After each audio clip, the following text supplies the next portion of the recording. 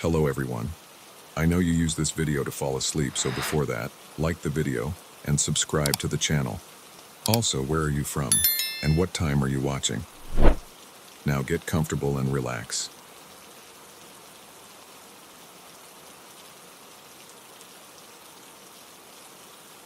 The moment I stepped into the Thompsons' mansion, I knew something was off. It wasn't the grandeur of the place or the eerie silence that permeated the air. No. It was the way Mrs. Thompson's eyes darted nervously as she showed me to the security room. "It's just a precaution," she said, her voice barely above a whisper. "Check the cameras every hour or so. It's probably nothing, but..." She trailed off, leaving the sentence hanging in the air like a guillotine. I nodded, trying to hide my unease.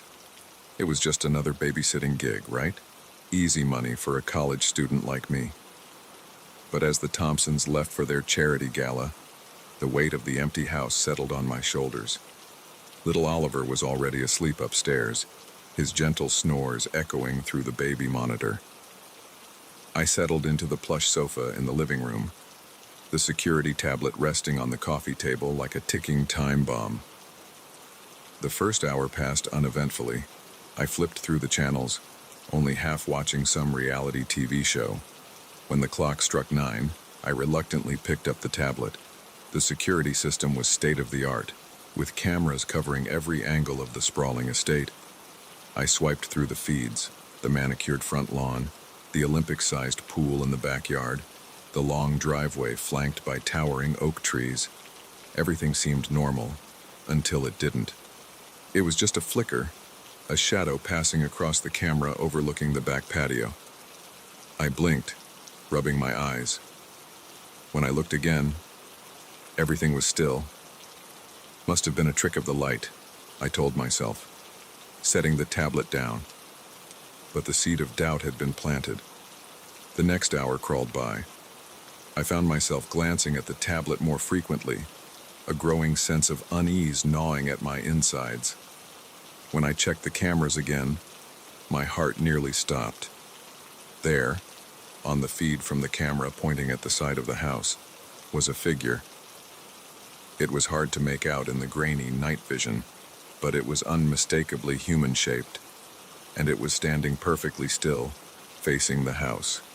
I scrambled to my feet, my heart pounding. It had to be a mistake, right?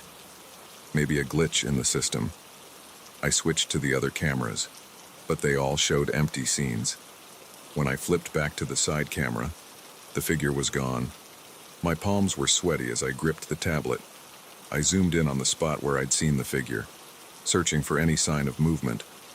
Nothing, just the gentle sway of branches in the night breeze. I tried to calm myself down. It was probably just my imagination running wild. Too many late-night horror movies, that's all. But as I settled back onto the sofa, I couldn't shake the feeling of being watched. The house creaked and groaned around me, sounds that would normally fade into the background now amplified by my frayed nerves. Every shadow seemed to move, every reflection in the windows a potential threat. When the clock struck 11, I almost didn't want to look at the cameras. But I forced myself to pick up the tablet, my finger hovering over the screen for a moment before I swiped to the first feed. Front lawn, clear. Backyard, empty. Side of the house, nothing. I let out a shaky breath. See? Nothing to worry about. I was about to set the tablet down when something caught my eye. The camera in the upstairs hallway, the one outside Oliver's room. There was someone standing there. The figure was tall, shrouded in shadows. It stood motionless at the end of the hallway, its face hidden from view. I felt the blood drain from my face as I stared at the screen, willing it to be another trick of the light, a glitch, anything but real. But it didn't disappear. It didn't move. It just stood there, a silent sentinel in the darkness. My mind raced. Oliver was in that room. I had to do something. But what? Call the police?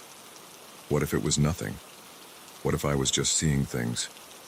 I switched to the camera inside Oliver's room. The little boy was still fast asleep, his chest rising and falling peacefully. No sign of any intruder. When I flipped back to the hallway camera, the figure was gone. My hands were shaking so badly I almost dropped the tablet. I stood up, my legs wobbly beneath me. I had to check on Oliver. I had to make sure he was safe. The stairs creaked under my weight as I climbed them, each step feeling like a mile. The hallway loomed ahead, dark and forbidding. I flicked on the light switch, half expecting to see the shadowy figure standing there. But the hallway was empty. I crept towards Oliver's room, my heart thundering in my chest. The door was ajar, just as I'd left it earlier. I pushed it open slowly, wincing at the slight squeak of the hinges. Oliver was still asleep, his stuffed giraffe clutched tightly to his chest.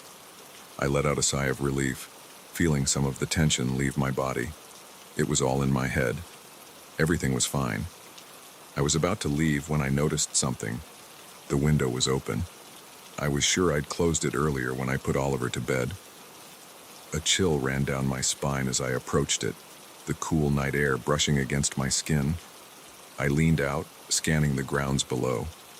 The moonlight cast long shadows across the lawn, turning familiar shapes into menacing silhouettes. As I was about to pull back, a movement caught my eye. There, by the old oak tree, was the figure. It stood perfectly still, its face turned up towards me. I gasped, stumbling backward. In my haste, I knocked over a lamp, the crash echoing through the quiet house. Oliver stirred in his sleep but didn't wake. I rushed to the door, my heart in my throat. I had to get him out of here. We weren't safe. As I reached for Oliver, the baby monitor crackled to life. A voice, low and gravelly, came through the speaker. "I see you." I froze, my blood turning to ice in my veins. The voice wasn't coming from Oliver's room. It was coming from downstairs, from the living room where I'd been sitting. With shaking hands, I scooped Oliver into my arms. He mumbled sleepily, but didn't resist. I held him close, feeling his warmth against my chest as I edged towards the door. The hallway was still empty, but now every shadow seemed to hide a threat. I made my way to the stairs, each creak of the floorboards sounding like a gunshot in the silence. As I reached the bottom of the stairs, I heard it. Footsteps, coming from the kitchen. Slow, deliberate steps that echoed through the house. I clutched Oliver tighter, my eyes darting around for an escape route. The front door was just a few feet away. If I could make it there. The footsteps grew louder, closer. I could hear heavy breathing now, ragged and animalistic. My legs felt like lead, but I forced myself to move. 1 step, 2 steps. The front door loomed ahead, a beacon of safety in this nightmare. I reached for the handle, my fingers brushing against the cool metal. Just as I was about to turn it, a hand clamped down on my shoulder. I screamed, spinning around, but there was no one there. The hallway was empty. Not wasting another second, I wrenched the door open and ran into the night. The cool air hit me like a slap to the face, jolting me fully awake. I ran down the driveway, my bare feet slapping against the pavement. I didn't stop running until I reached the guardhouse at the entrance of the gated community. The security guard looked startled as I burst in, wild-eyed and clutching a sleeping child. "Call the police," I gasped out between ragged breaths. "There's someone in the house." The next few hours passed in a blur. Police cars, flashing lights, concerned neighbors peering out of windows. The Thompsons arrived home in a panic, Mrs. Thompson pulling Oliver from my arms and checking him over frantically. The police searched the house from top to bottom. They found no sign of an intruder, no forced entry, nothing out of place. The security footage showed no mysterious figures, no open windows, no shadowy forms in the hallway. "Are you sure you saw something?" The detective asked me for what felt like the 100th time. "It wasn't just your imagination," I wanted to scream. I knew what I'd seen. I knew what I'd heard. But with each passing minute, with each skeptical look, I began to doubt myself. Had it all been in my head? As the night wore on and the adrenaline wore off, Exhaustion set in. The Thompsons were gracious, offering to drive me home, but I couldn't bear to spend another minute in that house. I called a cab instead. As I waited on the front steps, Mrs. Thompson approached me. "I'm so sorry about all this," she said, her voice low. "We should have warned you." I looked at her, confusion and fear warring inside me. "Warned me about what?" She glanced around nervously before leaning in close. "The house. It plays tricks sometimes. Shows you things that aren't there. We hoped it had stopped." Before I could respond, my cab arrived. Mrs. Thompson pressed some extra cash into my hand, mumbling about trauma and therapy, but I barely heard her. My mind was reeling from her words. As the cab pulled away, I looked back at the house. In an upstairs window, I saw a figure watching me. Tall, shrouded in shadow, and beside it, a smaller figure, a child. I blinked, and they were gone. But the image stayed with me, burned into my memory. A reminder that sometimes, the things we see in the shadows are all too real. I never babysat for the Thompsons again, but sometimes, on dark nights when the wind howls outside my window, I find myself reaching for a tablet, an urge to check cameras I know aren't there. And in those moments, I wonder what else might be lurking just out of sight, waiting to be seen.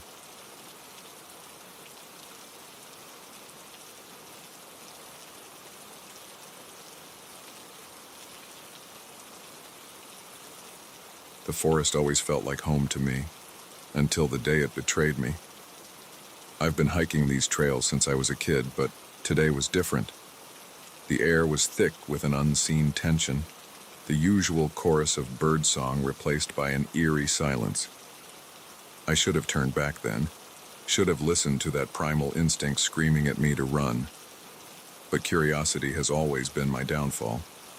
It started innocently enough. I was running late, my weekend hike delayed by an unexpected work call. By the time I hit the trailhead, the sun was already dipping below the tree line, painting the sky in hues of orange and pink. I knew I wouldn't have time for my usual route, but I was determined to get some fresh air and exercise. That's when I remembered the shortcut. It wasn't on any official map, just a local secret passed down through whispers and knowing nods, a narrow path that cut through the heart of the forest, shaving at least an hour off the usual loop. I'd always been curious about it, but never quite brave enough to try it. Until today. The path was barely visible, just a slight depression in the undergrowth.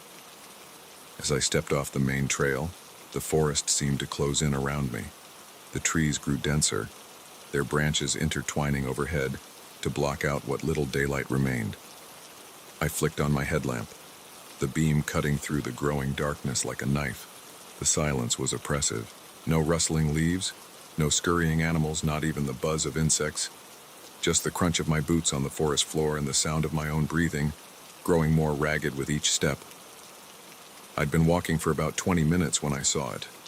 At first, I thought it was just an oddly shaped rock or a fallen tree. But as I got closer, my headlamp illuminated its true form. A door. A heavy metal door set into the side of a small hill, almost completely hidden by moss and vines. My heart raced. What the hell was a door doing out here in the middle of nowhere? My mind conjured up images of secret government facilities, hidden bunkers from some long-forgotten war. I knew I should keep walking, stick to the path, and get back before full dark. But that damn curiosity kicked in again.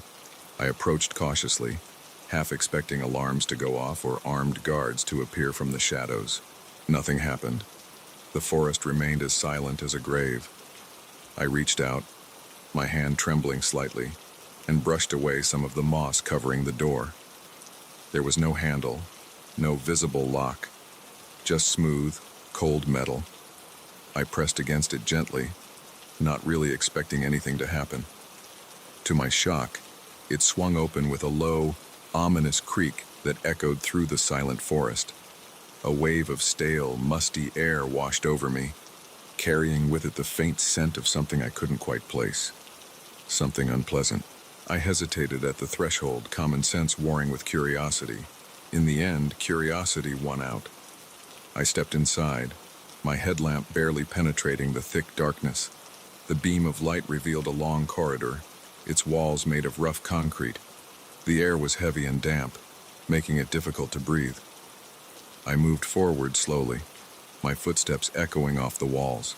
The corridor seemed to stretch on forever, with no turns or doors in sight. Just as I was about to turn back, convinced I'd made a terrible mistake, the corridor opened up into a large room, and that's when I saw them. Boxes, dozens of them, stacked floor to ceiling. Some were cardboard, others metal, all of them covered in a thick layer of dust. My curiosity, already piqued, now went into overdrive. I approached the nearest stack, wiping away the dust from one of the boxes. There was no label, no marking of any kind. With shaking hands, I pried open the lid. What I saw inside made my blood run cold. Jewelry, watches, wallets, personal items that clearly didn't belong together. This wasn't some forgotten storage facility. This was a stash, a hiding place for stolen goods. I stumbled backward, my mind reeling. I needed to get out of here, to call the police, to do something. But as I turned to leave, I heard it. Voices, muffled at first, then growing clearer, coming from the corridor I'd just left. Panic surged through me. I looked around frantically for a place to hide, but the room was wide open, with nowhere to conceal myself. The voices were getting closer, accompanied now by the sound of footsteps. Heavy footsteps, multiple sets.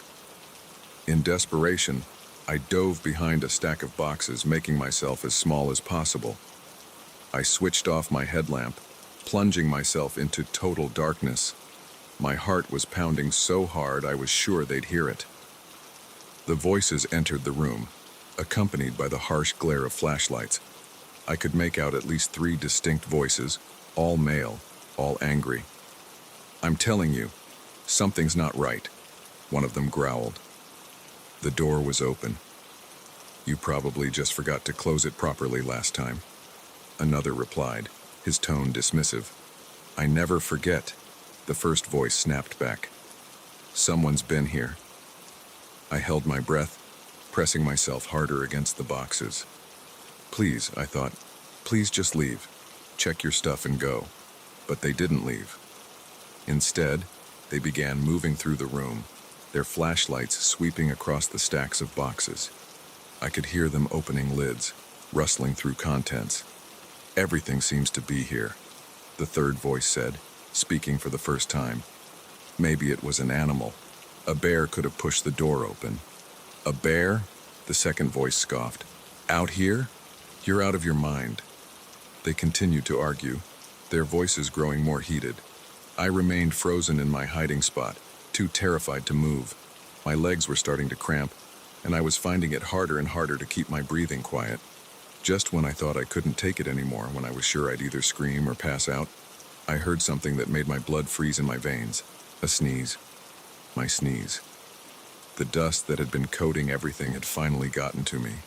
I'd tried to hold it in, but it had burst out before I could stop it. For a moment, everything went deadly silent. Then all hell broke loose. "There!"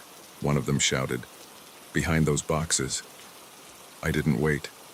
I exploded from my hiding spot, adrenaline coursing through my veins.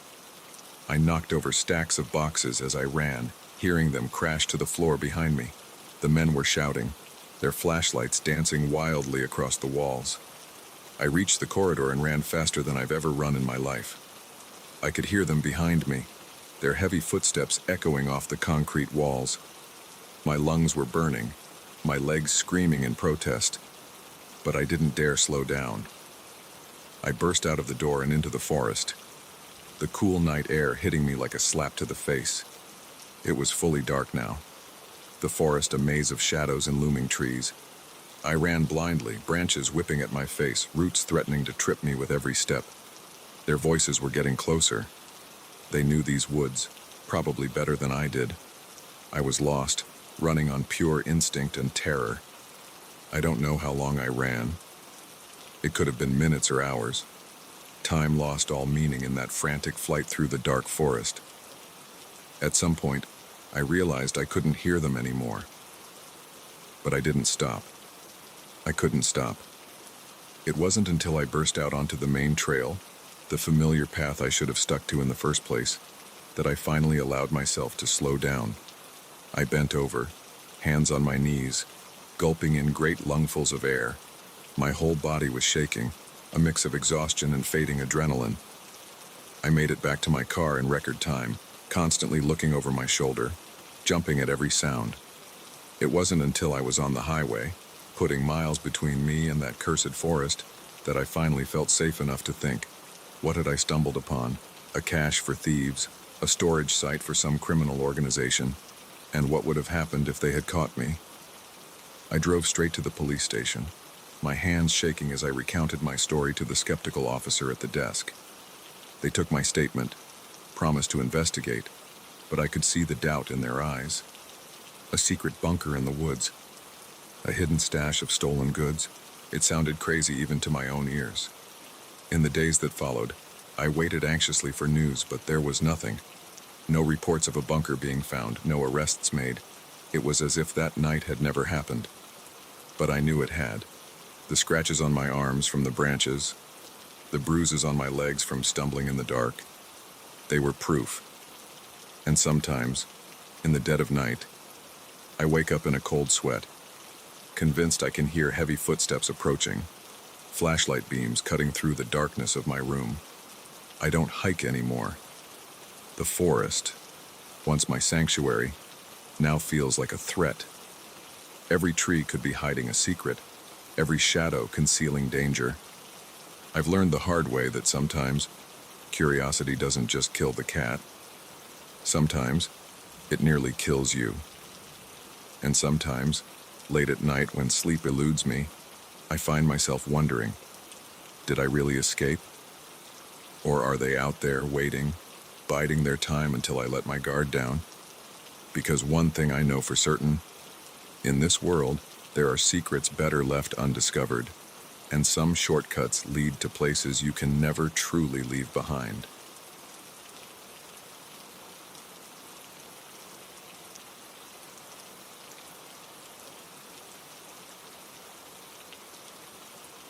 I've always believed that a single act of kindness could change someone's life. I never imagined it could end mine. The night was pitch black, rain pelting my windshield with such force that my wipers could barely keep up. I was driving home after a late shift at the hospital, my eyes heavy with exhaustion. The roads were empty, stretching out endlessly before me like a river of asphalt. That's when I saw him.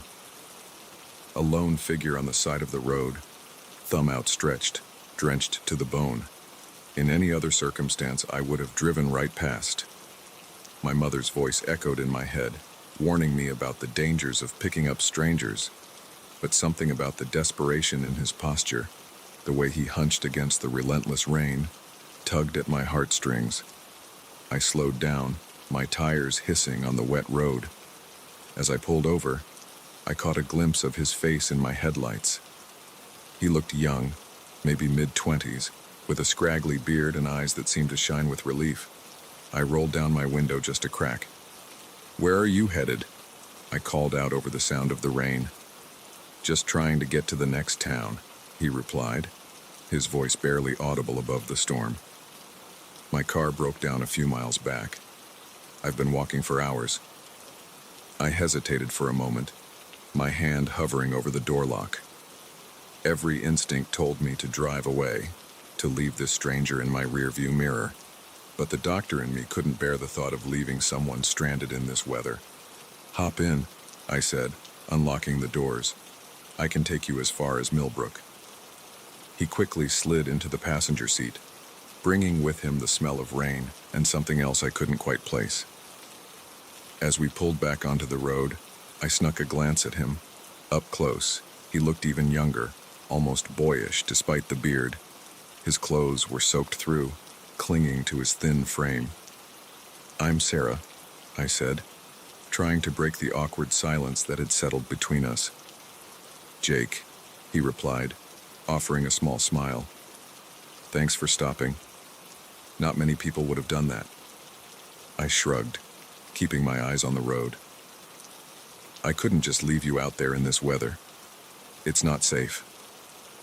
We drove in silence for a while. The only sound, the rhythmic swish of the wipers and the drumming of rain on the roof. I was acutely aware of Jake's presence beside me, the way he kept fidgeting in his seat, his eyes darting around the car. So, what do you do, Sarah? He asked suddenly, his voice startling me in the quiet car. I'm a doctor, I replied. Just finished a long shift at the hospital. He nodded, seemingly interested. That must be tough work, especially with everything going on in the world right now. I agreed, and we fell into an easy conversation about my job, the pandemic, the state of the world. Jake was articulate and seemed well-informed, which put me more at ease. Maybe I had been too quick to judge, too paranoid. We had been driving for about half an hour when Jake's demeanor suddenly changed. He became quieter, more agitated. His fingers drummed an erratic rhythm on his knee. Everything okay? I asked, glancing at him. He didn't respond immediately.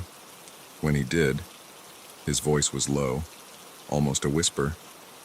We need to take a detour. I frowned, my hands tightening on the steering wheel. What do you mean? There's a road coming up on the right. I need you to turn onto it. The hairs on the back of my neck stood up. That's not the way to Millbrook, I said, trying to keep my voice steady. I thought that's where you were headed. Jake's hand moved, and suddenly there was a knife in it, the blade glinting in the dim light of the dashboard. My breath caught in my throat. Turn right, he said, his voice no longer friendly. Now. My mind raced, trying to process what was happening. The kind, articulate young man was gone, replaced by someone cold and dangerous. I considered my options. I could try to grab the knife, but that would likely end with one or both of us injured. I could try to crash the car, but at these speeds, that could be fatal. With shaking hands, I turned onto the narrow road he had indicated. It was unpaved, more of a dirt track than a proper road. The trees pressed in on either side, their branches scraping against the car like skeletal fingers. Where are we going? I asked, my voice trembling despite my best efforts to stay calm. Just drive, Jake snapped, the knife never wavering. We drove for what felt like hours but was probably only 20 minutes. The rain had eased to a drizzle, but the night seemed darker than ever out here, away from the lights of the highway. Stop here, Jake commanded. I brought the car to a halt in a small clearing. The headlights illuminated a decrepit old barn, its wood gray with age and neglect. Get out, Jake said, gesturing with the knife. On shaky legs, I stepped out of the car. The ground was muddy, sucking at my shoes. Jake came around to my side, the knife pressed against my back. Walk, he ordered, pushing me towards the barn. As we approached, I could smell the musty odor of rotting wood and damp hay. The large doors creaked ominously as Jake pushed them open. The interior of the barn was pitch black. Jake fumbled with something, and suddenly a harsh fluorescent light flickered to life, revealing a scene that made my blood run cold. The barn was filled with cages, and in those cages were people, men, women, even a few children, all huddled in small metal cages like animals, their eyes, wide with fear and desperation, turned to us as we entered. What is this? I gasped, my mind struggling to comprehend what I was seeing. Jake's hand gripped my arm painfully. This, he said, his voice filled with a twisted pride, is business. The reality of the situation hit me like a physical blow. Human trafficking. I had unwittingly delivered myself into the hands of human traffickers. Please, I begged, tears streaming down my face. You don't have to do this. I won't say anything, I swear. Just let me go. Jake's laugh was cold and humorless. Sorry, Doc. Can't do that. You see, we've got a buyer who's very interested in someone with your qualifications. He began to drag me towards an empty cage. I struggled, my doctor's instinct to do no harm warring with my desperate need to survive. In that moment of internal conflict, I made a decision. I stopped resisting, letting my body go slack. Jake, caught off guard by my sudden compliance, loosened his grip for just a second. It was all I needed. I drove my elbow back into his solar plexus with all the force I could muster. As he doubled over, gasping for air, I kneed him in the face. The knife clattered to the ground. I didn't wait to see if he'd get up. I ran, faster than I've ever run in my life. Behind me, I could hear shouts and the sound of pursuit, but I didn't look back. I couldn't. I burst out of the barn and into the rain, which had picked up again. The mud sucked at my feet, threatening to trip me with every step, but I kept going, driven by pure adrenaline and the desperate need to survive. I reached my car, fumbling with the keys with shaking hands. Just as I got the door open, I felt a hand grab my jacket. I screamed, lashing out blindly. My fist connected with something solid, and I heard a grunt of pain. I threw myself into the driver's seat, slamming the door shut and locking it in one frantic motion. Jake's face appeared at the window, contorted with rage. He pounded on the glass, screaming obscenities. The engine roared to life, and I floored it. The car fishtailed in the mud before finding traction. As I sped away, I could see Jake and several others in my rearview mirror, growing smaller by the second. I drove like a mad woman, taking random turns, praying I was heading toward civilization. It wasn't until I saw the lights of a gas station that I finally allowed myself to breathe. I pulled in, my hands shaking so badly I could barely turn off the engine. I stumbled into the store, probably looking like a lunatic with my wild eyes and mud-splattered clothes. "Please," I gasped to the startled clerk. "I need to call the police." The next few hours were a blur of police statements and hospital examinations. They found the barn, but it was empty. Jake and the others had cleared out, taking their victims with them. I couldn't go back to my old life after that night.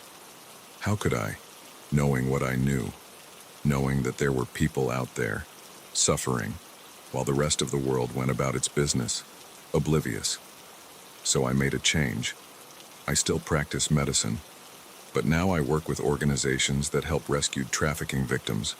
It's hard, heartbreaking work, but every life we save, every person we help rebuild their life, makes it worth it. Sometimes, on dark, rainy nights, I still see Jake's face at my car window. I still hear the desperation in the voices of those caged people, but those memories don't paralyze me anymore. They drive me, because now I know the truth. A single act of kindness can change someone's life, but so can a single act of courage. And I choose courage every single day.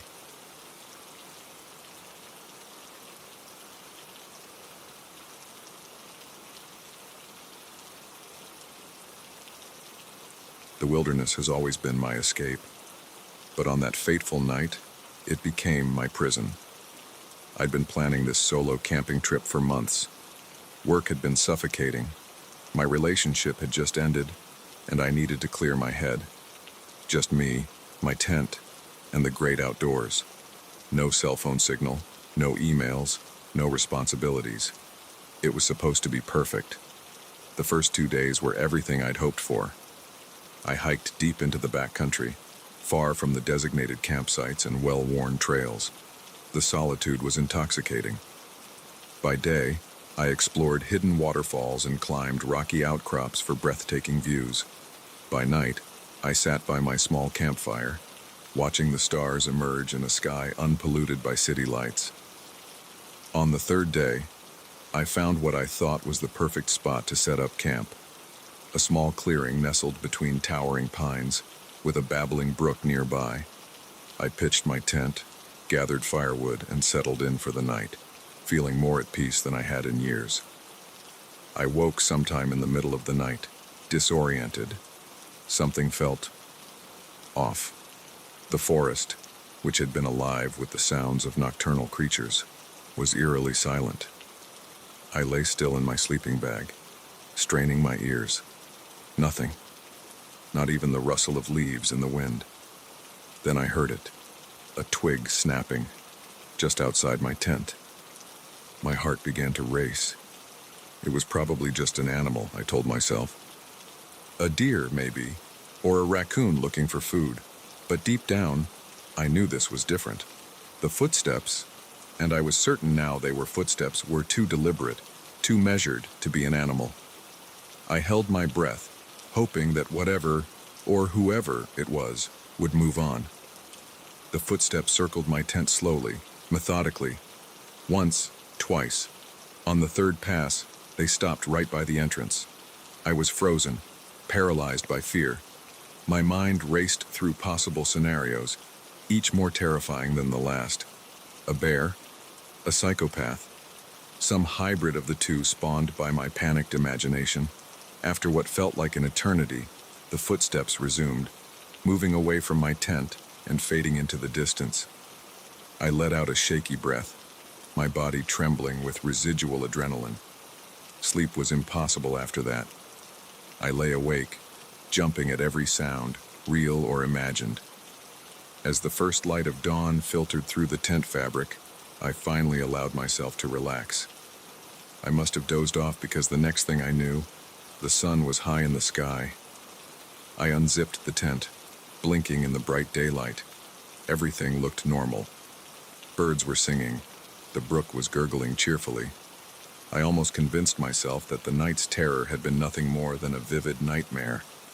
Almost, because there, circling my tent, were footprints. Human footprints. My blood ran cold as I examined them. They were fresh, the edges still crisp in the soft earth, and they were big, much bigger than my own. Someone had definitely been here, watching me as I slept. I quickly packed up my gear, my hands shaking so badly I could barely roll up my sleeping bag. Every rustle of leaves, every snapping twig made me flinch. I needed to get out of here, back to civilization, back to safety. But as I shouldered my backpack and turned to leave, I realized with growing horror that I didn't know which way to go. In my panic, I had lost all sense of direction.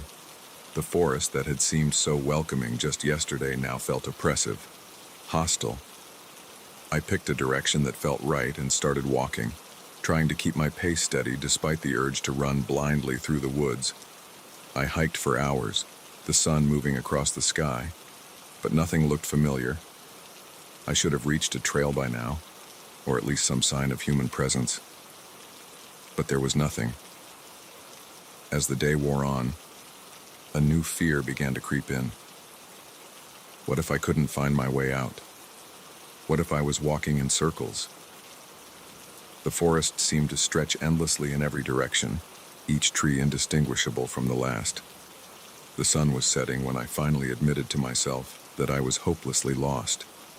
I needed to make camp for the night and try again in the morning. With a heavy heart, I found a small clearing and began to set up my tent. That's when I noticed it. My gear had been rearranged in my backpack. Items that I always kept in certain pockets were in different places. Someone had gone through my things while I slept. Panic clawed at my throat. I wasn't just lost. I was being hunted. I abandoned the idea of setting up camp. Instead, I climbed a large tree, securing myself to a high branch with some rope. It wasn't comfortable, but at least I'd be off the ground, harder to reach.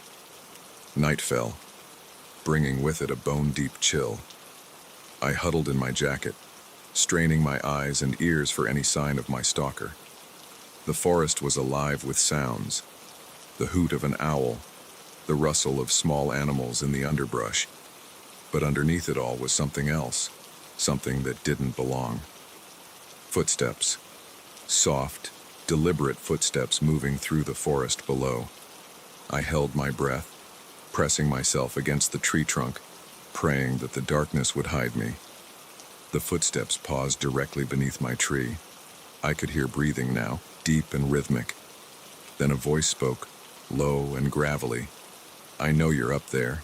Why don't you come down? We need to talk." Terror gripped me. How had he found me? What did he want? My mind raced through options, but there were none. I was trapped. No. The voice continued when I didn't respond. "That's okay. I can wait. I'm very patient." True to his word, he settled at the base of the tree. I could hear him moving around, getting comfortable. He started to whistle, a cheery tune that felt obscene in the oppressive darkness. Hours passed. My body ached from staying in one position for so long, but I didn't dare move. The whistling had stopped, replaced by the soft sounds of snoring, but I knew better than to think he was really asleep. As the sky began to lighten with the first hints of dawn, I heard him stir. "Last chance," he called up. "Come down now, or things will get unpleasant." I remained silent, clinging to the hope that someone, anyone, would come along and save me. He sighed, a sound of exaggerated disappointment. "Have it your way." There was a new sound then, a rhythmic thudding. It took my exhausted brain a moment to realize what it was. He was chopping down the tree. Panic gave me strength I didn't know I had. I untied myself from the branch and began to climb higher, desperately seeking thinner branches that wouldn't support his weight. The tree shuddered with each blow of the axe. I could hear the wood splintering, feel the vibrations running up through my hands and feet. It was only a matter of time before it fell. In that moment, faced with the inevitability of my capture, something inside me snapped. A primal, animalistic instinct took over. I wasn't going to die here, wasn't going to let this monster win. I unclipped my water bottle from my backpack and hurled it as hard as I could in the opposite direction. It crashed through the branches, making enough noise to sound like a person moving through the trees. The chopping stopped. "Trying to run," he called out, amusement in his voice. "Good luck." I heard him move away from the tree, in the direction of the noise. This was my chance. I scrambled down the tree as quietly as I could, my hands bleeding from the rough bark. The moment my feet touched the ground, I ran. I ran like I'd never run before, branches whipping my face, roots threatening to trip me at every step. But I didn't slow down. I couldn't. Behind me, I heard a roar of fury. He'd realized his mistake. I don't know how long I ran. Time lost all meaning in that desperate flight. My lungs burned, my legs felt like lead, but still I pushed on. The sound of pursuit drove me forward, always seemingly just behind me. Just when I thought I couldn't take another step, I burst through the tree line and onto a road, a real paved road. In the distance, I could see cars approaching. I stumbled onto the asphalt, waving my arms frantically. A car screeched to a halt, the driver looking at me with a mixture of concern and fear. I must have been quite a sight. Wild-eyed, covered in dirt and blood, clothes torn. "Please," I gasped, collapsing against the car. "Help me. He's after me." The driver, a middle-aged woman, helped me into the car and sped off, already dialing 911 on her cell phone. As we drove away, I looked back at the forest. There, just at the edge of the trees, I saw a figure. Tall, broad-shouldered, watching us drive away. Even from a distance, I could feel the weight of his stare. The police took my statement, but they found no trace of my stalker. No campsite, no footprints, nothing. They chalked it up to an overactive imagination, a solo camper spooked by the noises of the forest. But I know what I saw, what I heard, what I felt. I don't go camping anymore.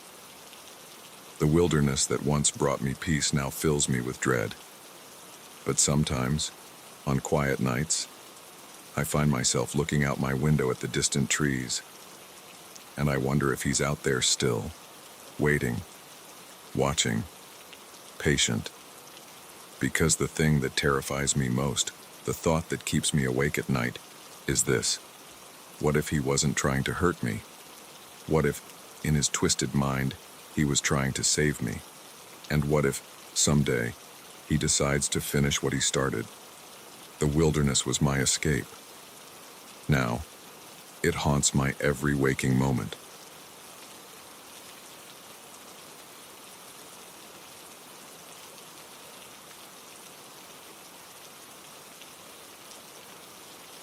The moment I stepped into that lake house, I knew I had made a terrible mistake.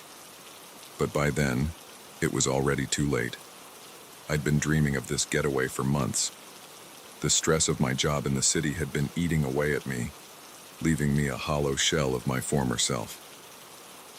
When I stumbled across the listing for a quaint lake house rental, it seemed like the perfect escape. The photos showed a charming wooden cabin nestled among towering pines, with a deck overlooking a serene lake. It promised solitude, peace, and a chance to reconnect with myself. I booked it immediately, counting down the days until I could leave the chaos of the city behind. The drive up was beautiful, winding roads cutting through lush forests, the late afternoon sun dappling the pavement through the trees. As I turned onto the narrow dirt road leading to the cabin, a sense of excitement bubbled up inside me. This was exactly what I needed. The cabin looked just like the photos, perhaps a bit more weathered, but charming nonetheless. I parked my car and grabbed my bags, taking a deep breath of the crisp mountain air. The only sounds were the gentle lapping of the lake and the whisper of wind through the trees. I climbed the creaky steps to the front porch, fishing the key out of my pocket. The door swung open with a groan, revealing a cozy interior bathed in the warm glow of the setting sun. I stepped inside, ready to begin my week of relaxation. That's when I saw him. A man was sitting in an armchair by the fireplace, a glass of whiskey in his hand. He looked up as I entered, his expression a mixture of surprise and annoyance. "Who the hell are you?" he demanded, rising from the chair. I froze, my mind racing. Had I gotten the dates wrong? Was this the owner? But no, I had the key. This was supposed to be my rental for the week. I'm sorry, I stammered. I rented this cabin for the week. There must be some mistake. The man's eyes narrowed. Rented? This is my house. I didn't rent it to anyone. My heart sank. I pulled out my phone, fumbling to find the rental confirmation email. "Look," I said, holding out the phone. "I have the reservation right here. It's for this address, for this week." He didn't even glance at the phone. "I don't care what that says. This is my house, and you're trespassing." I took a step back, suddenly very aware that I was alone in a remote cabin with an angry stranger. "Okay, I'm sorry. There's clearly been a mix-up. I'll just go and sort this out." I turned to leave, but his next word stopped me cold. "You're not going anywhere." I spun around to find him much closer than he had been before. In his hand was a knife, the blade glinting in the fading sunlight. "Sit down," he said, gesturing to the couch with the knife. My legs felt like jelly as I sank onto the couch. My mind was reeling, trying to make sense of what was happening. This had to be a nightmare. Any moment now, I'd wake up in my bed in the city, laughing at this absurd dream. But the cold fear in my gut told me this was all too real. "Please," I said, my voice barely above a whisper. "There's been a mistake. Just let me leave, and we can sort this out." He laughed, a harsh, humorless sound. "Oh, there's been no mistake. You're right where you're supposed to be." A chill ran down my spine. This wasn't a misunderstanding. This was a trap, and I had walked right into it. "What do you want from me?" I asked, trying to keep my voice steady. He smiled, and it was the most terrifying thing I had ever seen. "Company," he said simply. "It gets lonely out here, you know." For the next few hours, he talked. He told me about his life, about how he used to have a family, a job in the city, but it had all fallen apart. He spoke about the peace he found in the solitude of the mountains, but how sometimes the loneliness became too much to bear. All the while, the knife never left his hand, a constant reminder of the danger I was in. As night fell, he ordered me to make dinner. I moved around the small kitchen on shaky legs, hyper-aware of his eyes on me, of the knife that was always just within his reach. We ate in silence, the only sound the scraping of forks against plates.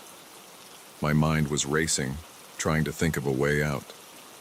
But he was between me and the door, and I had no idea how far it was to the nearest neighbor.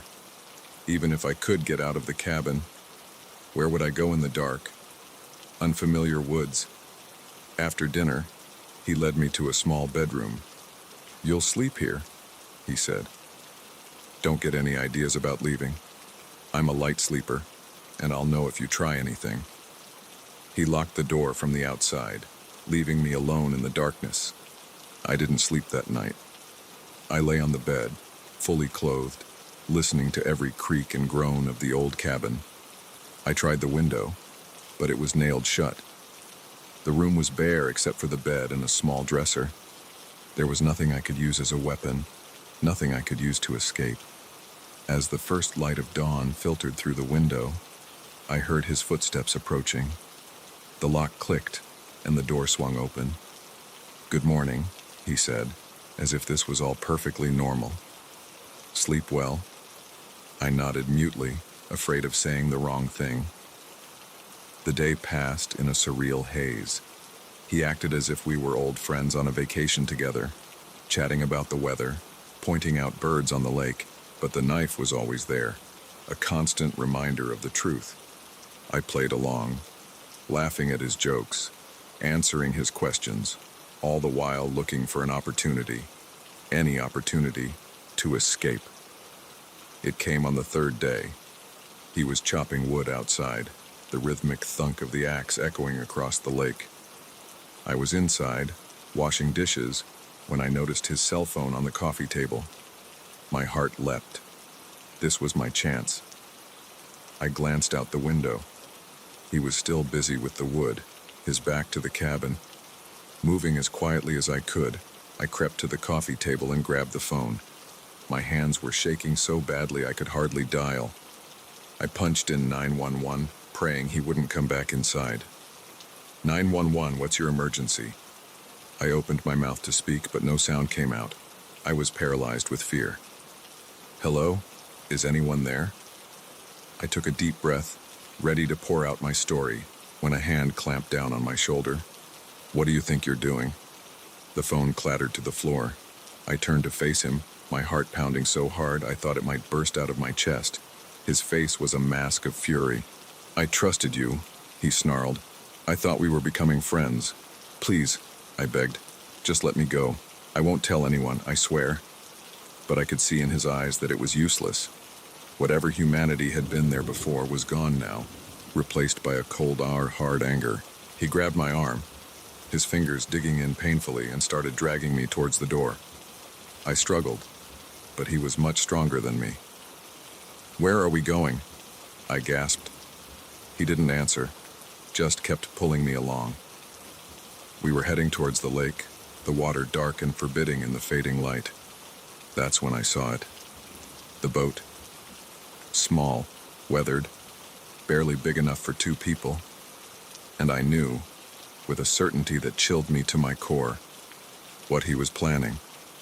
I planted my feet, trying to wrench my arm from his grasp. "No," I said.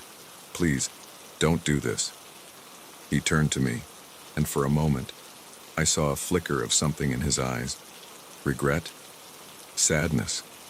But it was gone as quickly as it appeared. "I'm sorry," he said, "but I can't let you leave. I can't be alone again." We were at the edge of the water now. He shoved me roughly into the boat, climbing in after me. The little craft rocked dangerously as he started the motor.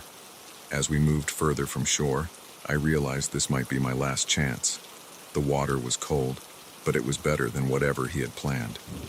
I took a deep breath and lunged for the side of the boat. His hand shot out, grabbing my jacket, but the momentum was too much. We both tumbled into the icy water. The shock of the cold drove the air from my lungs. For a moment, I was disoriented, unsure which way was up. Then my survival instinct kicked in. I kicked hard, breaking the surface with a gasping breath. He was there too, spluttering and cursing. The boat was drifting away, the motor still running. Without thinking, I struck out for the shore.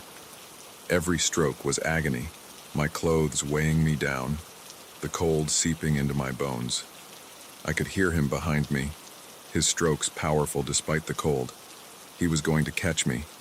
I was so close to the shore, but not close enough. Just as his hand closed around my ankle, my feet touched the bottom. With a surge of desperate energy, I lunged forward, breaking free of his grasp. I stumbled onto the shore, my legs barely holding me up. I ran. I ran like I had never run before, crashing through the underbrush, branches whipping my face. I had no idea where I was going, but anywhere was better than back there. I don't know how long I ran. It could have been minutes or hours. Eventually, I broke through the trees onto a road. A car was approaching, its headlights cutting through the gathering dusk. I waved my arms frantically, praying they would stop. The car slowed, then pulled over. An elderly couple peered out at me, their faces etched with concern. "Please," I gasped, "help me." They took me to the police station in the nearest town. The officers listened to my story with growing alarm. They sent out search parties, but they never found him. The cabin, when they reached it, was empty. No sign of a struggle. No evidence that anyone had been living there recently. Sometimes, I wonder if I imagined it all. If the stress and isolation had caused some kind of breakdown.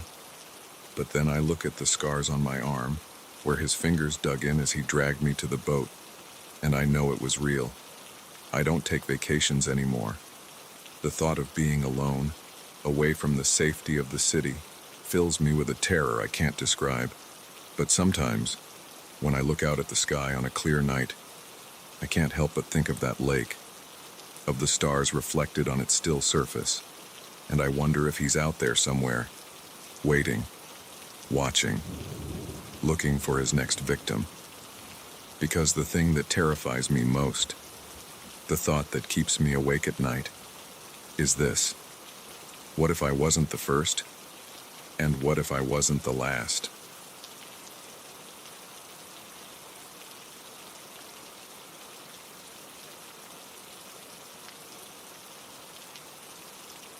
The strings of the vintage Gibson hummed beneath my fingers, a siren song that drowned out the voice in my head screaming that something wasn't right. If I had only listened, maybe I wouldn't be here now, wondering if every shadow holds a threat, if every creak in my apartment is the sound of an intruder coming to finish what they started. But let me start from the beginning. I'm a collector of sorts. Vintage guitars are my passion, each one with its own history, its own soul. I spend hours scouring online marketplaces, hoping to find that hidden gem. That's how I stumbled upon the listing for a 1959 Gibson Les Paul Standard, the holy grail of electric guitars. The price was too good to be true, but the photos looked authentic. The seller, Rick, had a compelling story about inheriting it from his uncle and not knowing its true value. We arranged to meet at a coffee shop downtown. I should have been more cautious, but the excitement of potentially owning such a legendary instrument clouded my judgment. Rick was already there when I arrived, guitar case by his side. He looked ordinary enough, mid-40s, slightly disheveled, with a friendly smile that didn't quite reach his eyes. We made small talk as I examined the guitar. It was beautiful, the sunburst finish rich and deep, the mother-of-pearl inlays gleaming. "She's a beaut, isn't she?" Rick said, a note of pride in his voice. I nodded, running my fingers along the fretboard. "Mind if I plug her in?" He gestured to a small practice amp he'd brought. I connected the guitar and strummed a chord. The sound was incredible, warm, and full. This was the real deal. We negotiated a bit, but I ended up paying close to his asking price. It was still a steal for a guitar of this caliber. As I was packing up the guitar, Rick asked casually, "So, you live around here?" I hesitated for a moment, then told him I was just a few miles away. It seemed harmless enough at the time. I spent the rest of the day lost in the music, marveling at my new acquisition. It wasn't until evening that I noticed something odd. There was a car parked across the street, one I didn't recognize. A dark sedan, nondescript except for the fact that it had been there for hours. I tried to shake off the feeling of unease. I was being paranoid, right? But as the night wore on, the car remained. I found myself peeking through the blinds every few minutes, my heart racing each time I saw it was still there. Around midnight, I saw movement. A figure emerged from the car, crossing the street towards my building. The streetlight caught their face for just a moment, and my blood ran cold. It was Rick. I scrambled away from the window, my mind racing. What was he doing here? How did he know where I lived? I hadn't told him my exact address. The sound of the building's front door opening echoed through the quiet night. Footsteps on the stairs, slow and deliberate. My apartment was on the 3rd floor, and I counted each step with growing dread. The footsteps stopped outside my door. A moment of silence, then a soft knock. "Hello?" Rick's voice, friendly, but with an undercurrent of something else. "I think you have something of mine." I remained frozen, hardly daring to breathe. "I know you're in there," he continued, his tone hardening. "Open up. We need to talk." My eyes darted to the guitar, sitting innocently in its case. What did he mean? Something of his? We'd made a fair deal. The knocking became more insistent. "Don't make this difficult. You don't know what you've got yourself into." I reached for my phone with trembling hands, ready to call the police. But as I dialed, I heard a sound that made my blood run cold, the scratch of a key in the lock. The door swung open, and there stood Rick, a twisted smile on his face. "Told you we needed to talk." I backed away, my phone clutched in my hand. How did you get a key?" He chuckled, stepping into the apartment and closing the door behind him. "I have my ways. Now, about that guitar." "We had a deal," I said, trying to keep my voice steady. "I paid you for it. It's mine now." Rick's eyes hardened. "The guitar was never for sale. It was bait, and you took it hook, line, and sinker." My mind reeled. "Bait? For what?" As if reading my thoughts, Rick continued, "That guitar, it's special, more special than you know. And there are people who want it very, very badly. People who will pay a lot more than what you gave me." He took a step closer, and I noticed for the first time the bulge under his jacket. A gun. "So here's what's going to happen," he said, his voice low and menacing. "You're going to give me the guitar, and then you're going to forget this ever happened. Understand?" I nodded mutely, my eyes fixed on where I knew the gun was hidden. Slowly, I moved towards the guitar case. "That's it," Rick said, a note of triumph in his voice.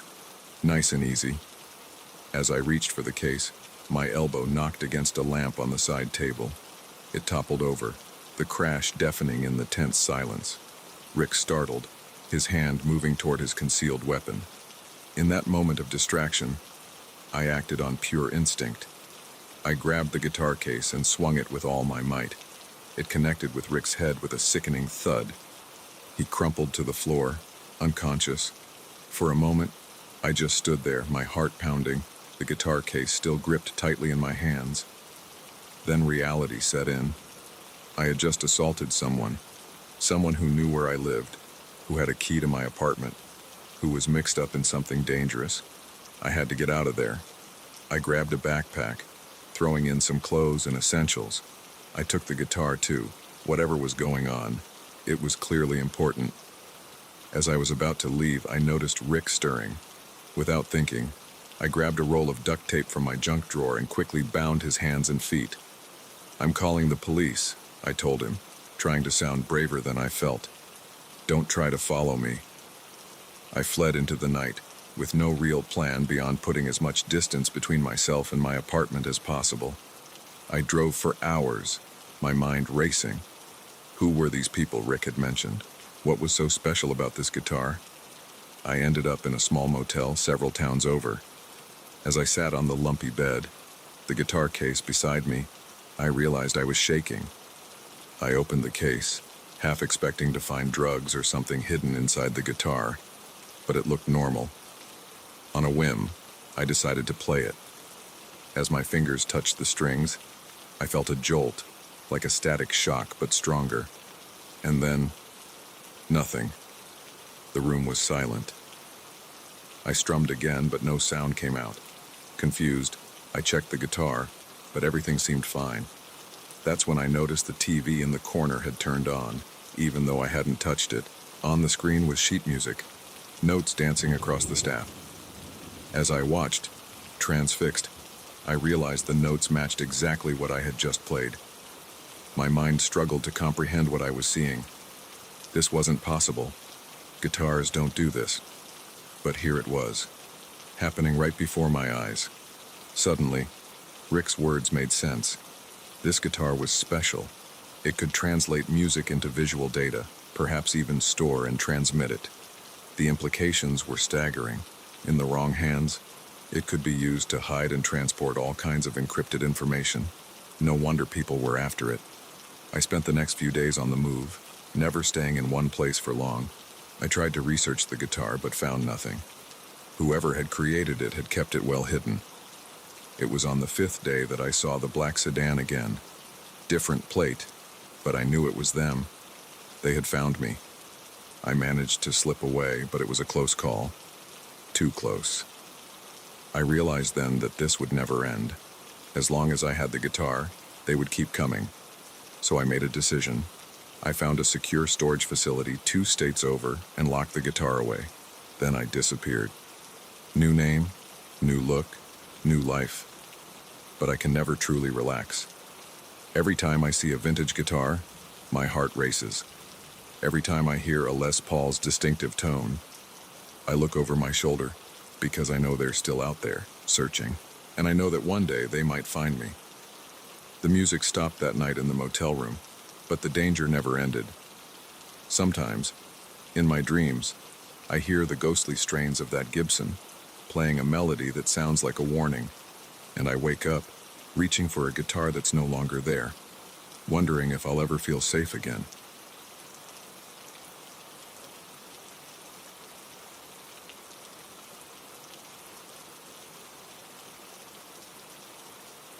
The first gunshot shattered more than just the tranquil forest air. It obliterated my naive belief that nature was a sanctuary from the darker aspects of humanity. But I'm getting ahead of myself. Let me take you back to how it all began, to the day when a simple hike turned into a nightmare that still haunts my dreams. It was supposed to be a perfect day. My friends and I had been planning this hike for weeks, eager to escape the suffocating heat of the city and lose ourselves in the cool embrace of the mountain forests. There were 4 of us, me, Jake, Sarah, and Mike. We'd been friends since college, bonded by our love for the outdoors and adventure. The trail we chose was off the beaten path, a local secret that promised breathtaking views and peaceful solitude. We set off early, the morning mist still clinging to the trees as we began our ascent. The air was crisp, filled with the scent of pine and wildflowers. Birds called to each other in the canopy above, and a sense of excitement buzzed between us. "I can't believe we have this all to ourselves," Sarah said, her eyes bright with wonder as she took in the lush greenery surrounding us. Jake grinned, adjusting his backpack. That's the beauty of insider knowledge. No tourists, no crowds, just us and nature. If only we had known how wrong he was. We had been hiking for about 3 hours when we first noticed something was off. The forest had grown quieter, the bird's song replaced by an eerie silence that seemed to press in on us from all sides. I remember feeling a chill run down my spine, despite the warmth of the day. "Guys," Mike said, his voice low, "do you hear that?" We all stopped, straining our ears. At first, I heard nothing. Then, faintly, the sound of voices drifted through the trees. Rough, angry voices that seemed completely out of place in this peaceful setting. Before we could decide what to do, 3 men emerged from the undergrowth ahead of us. They were nothing like the friendly hikers we occasionally encountered on trails. These men were rough-looking, with hard eyes and clothes that had seen better days. Each of them carried a rifle. "Well, well," the tallest one said, his mouth twisting into a sneer. "What do we have here?" I felt Sarah tense beside me, her hand gripping my arm tightly. Jake stepped forward, always the diplomat of our group. "Hey there," he said, keeping his voice casual. "We're just passing through. Don't mean to disturb you." The men exchanged glances, a silent communication passing between them. The one who had spoken, clearly the leader, turned back to us with a smile that didn't reach his eyes. "You're trespassing," he said, his tone deceptively light. "This here's private property." I frowned, confusion momentarily overriding my fear. That can't be right. This trail's been here for years. It's public land. The moment the words left my mouth, I knew I'd made a mistake. The man's face darkened, his pretense of friendliness evaporating. "You calling me a liar, boy?" he growled, taking a step towards us. Jake quickly intervened. No, of course not. Look, this is clearly a misunderstanding. We'll just head back the way we came. No harm done." For a moment, I thought it might work. The men seemed to consider Jake's words, and I allowed myself to hope that we might walk away from this unscathed. But then the leader's eyes fell on Sarah, and something in his gaze made my blood run cold. "I don't think so," he said slowly. "You've seen too much. Can't have you running back to town, telling tales." That's when I noticed the fourth man, emerging silently from the trees behind us, cutting off our escape route. We were surrounded. What happened next is a blur in my memory. I remember Sarah's scream as one of the men grabbed her arm. I remember the sickening sound of flesh hitting flesh as Mike tried to intervene and was struck with the butt of a rifle. And I remember the paralyzing fear that gripped me, rooting me to the spot as our idyllic hike descended into chaos. It was the gunshot that finally spurred me into action. The leader had fired into the air, the sound echoing through the forest like a crack of thunder. "Move," he ordered, gesturing with his rifle towards a barely visible path leading deeper into the woods. With no other choice, we complied. Sarah was sobbing quietly. Mike was unsteady on his feet, blood trickling from a cut above his eye. Jake and I exchanged glances, a silent agreement passing between us. We needed to find a way out of this. They marched us for what felt like hours, deeper and deeper into the forest. The terrain became rougher, the trees pressing in closer. Eventually, we emerged into a small clearing. What I saw there made my heart sink. A ramshackle cabin stood in the center, surrounded by rusted vehicles and piles of debris. This wasn't just a chance encounter. These men lived here, hidden away from the world. "Inside," the leader barked, shoving Jake roughly towards the cabin. The interior was dark and musty, lit only by a few grimy windows. They herded us into what must have once been a living room, now cluttered with mismatched furniture and stacks of unidentifiable junk. "Sit," the leader commanded, gesturing to a threadbare couch. We obeyed, huddling together for comfort. For a long time, nothing happened. The men conferred in low voices in the corner, occasionally glancing our way. The tension was unbearable. What did they want with us? What were they going to do? As the light outside began to fade and the leader approached us again, "Here's how this is going to work," he said, his voice eerily calm. "You're going to tell us everything about yourselves, where you live, where you work, who your families are. And then, if we believe you're not a threat, we might let you go." The implication was clear. If they didn't believe us, or if they thought we might talk, we wouldn't be leaving this cabin alive. What followed was hours of interrogation. They separated us, questioning each of us in turn. I tried to keep my answers consistent, praying that the others were doing the same.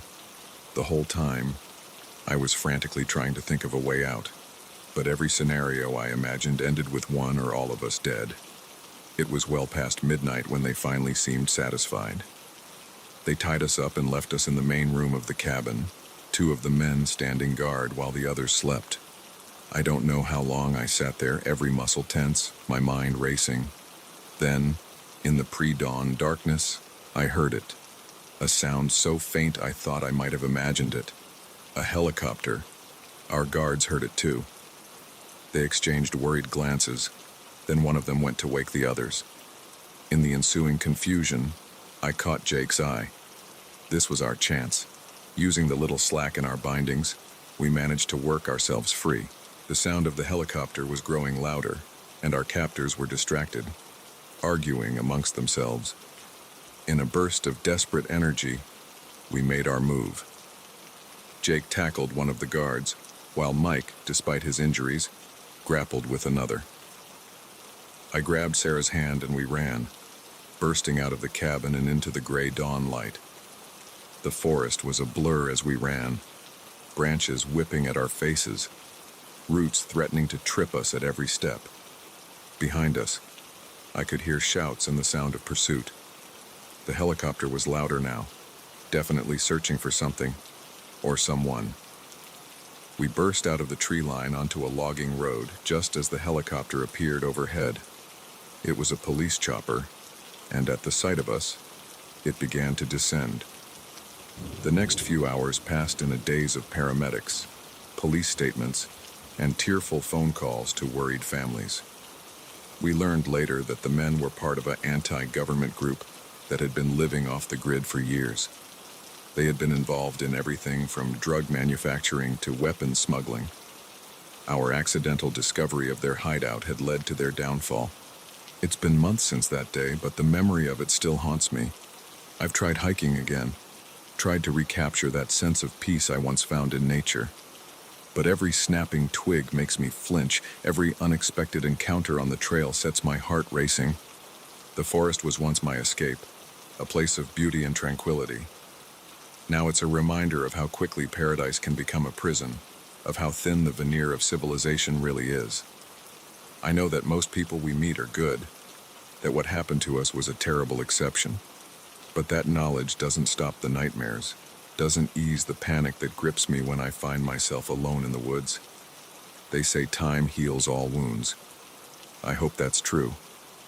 Because right now, the only thing I feel when I look at those distant, tree-covered mountains is fear. Fear.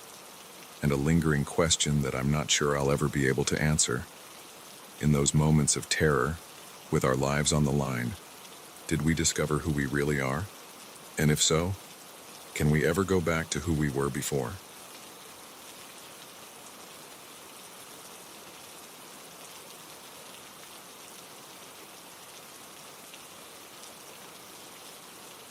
The low rumble of thunder in the distance should have been my first warning, but it wasn't the approaching storm that would prove to be the real threat that night.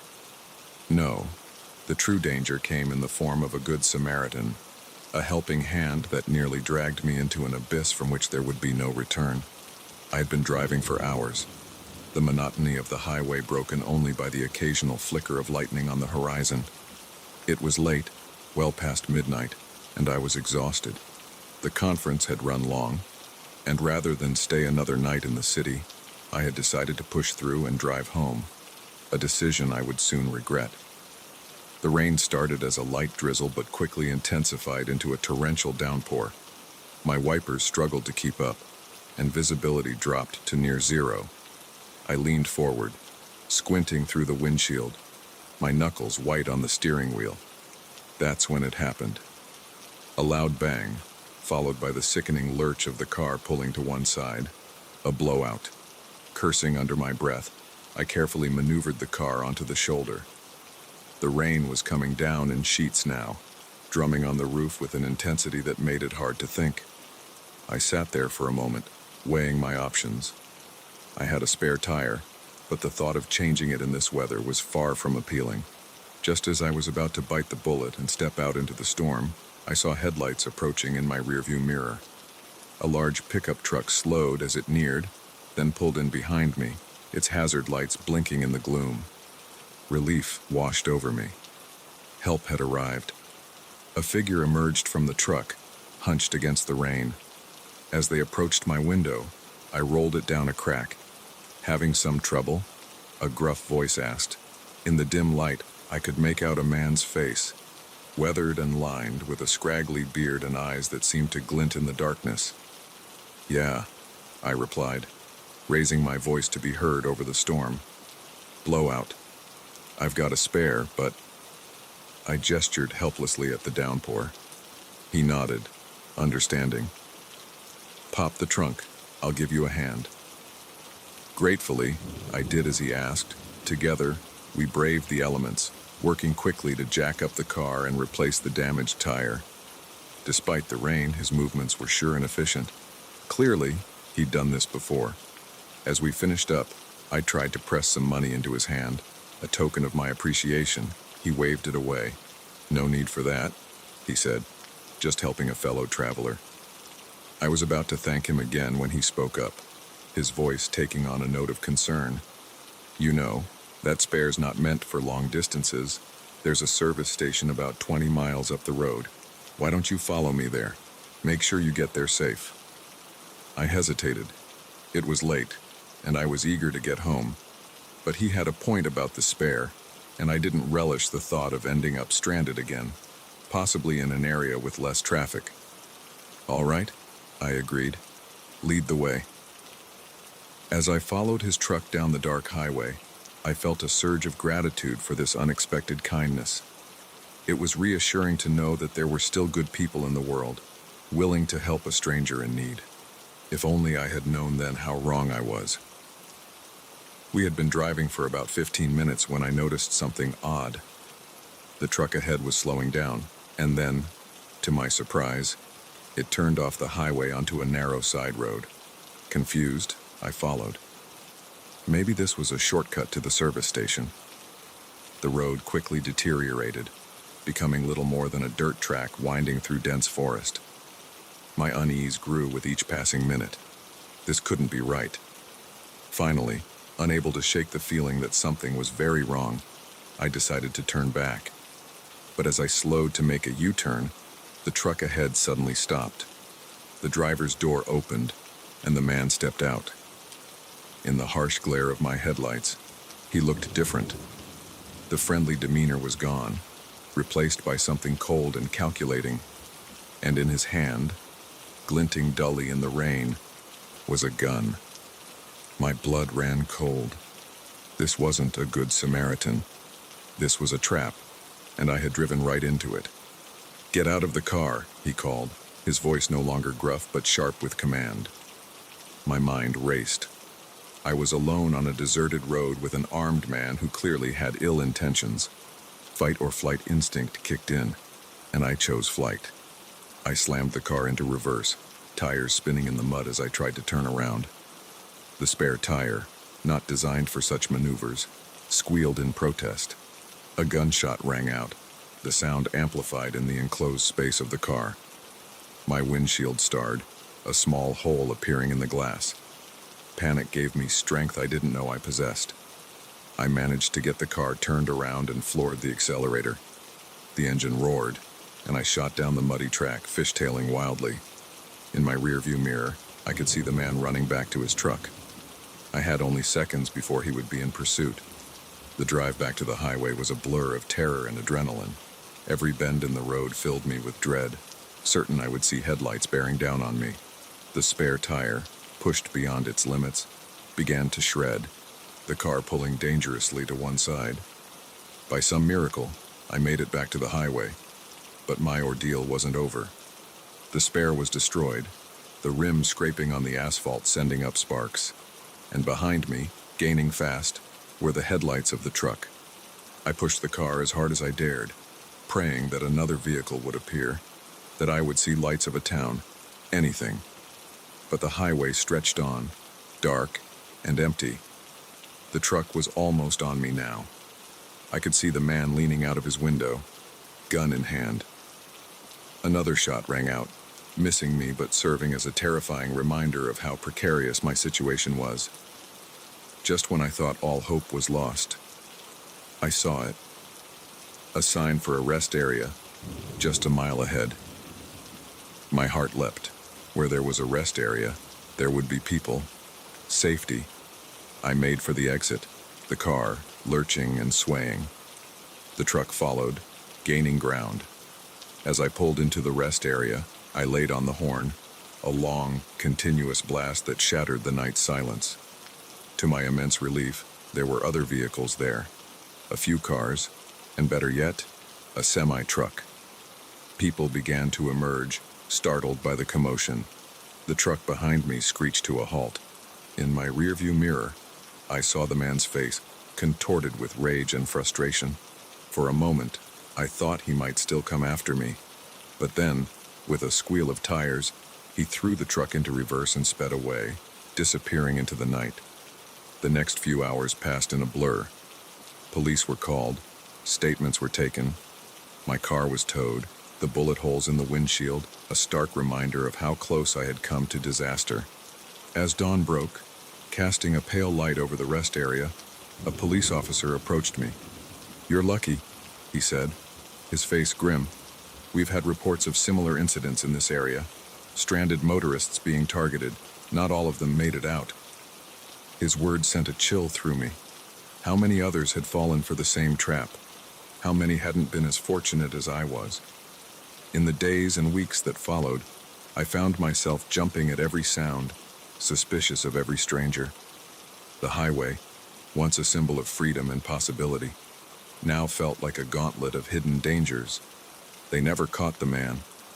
Sometimes, when I'm driving at night and I see a truck in my rearview mirror, I feel that same panic rising in my throat. I have to remind myself that it's over, that I'm safe. But am I really? The experience taught me a harsh lesson about trust and the darkness that can lurk behind a seemingly helpful facade. It showed me how quickly a normal day can spiral into a fight for survival, how thin the line is between safety and mortal danger. I still drive, still take road trips, but now I'm always watching, always alert, because I know that out there on the dark highways, there are predators waiting, and sometimes they come disguised as a helping hand. The thunder that night wasn't just a warning about the storm. It was a premonition of the tempest that would nearly consume me, a reminder that sometimes when the real monsters aren't hiding under the bed or in the shadows, sometimes when they're standing right next to us, offering to change a tire in the rain.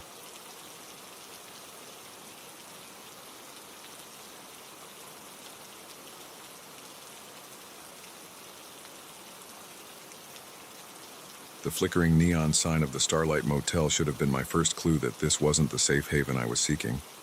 But when you're running on fumes after a 12-hour drive, even the most dubious of lodgings can look like the Ritz.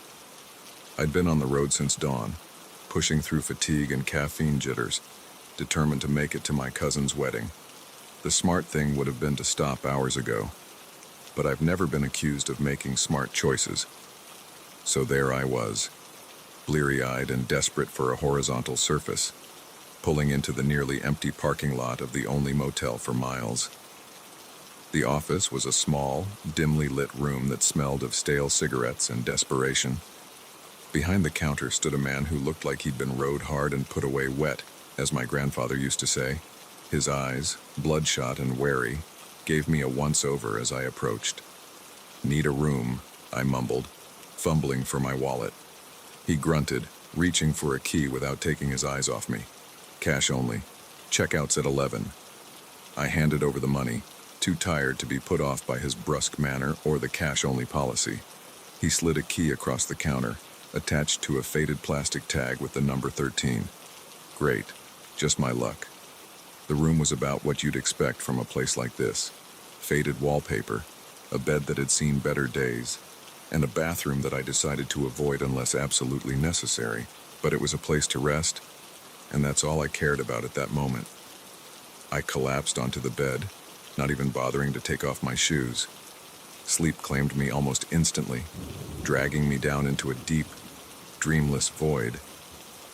I'm not sure what woke me. Maybe it was a noise, or just that sixth sense that tells you something isn't right.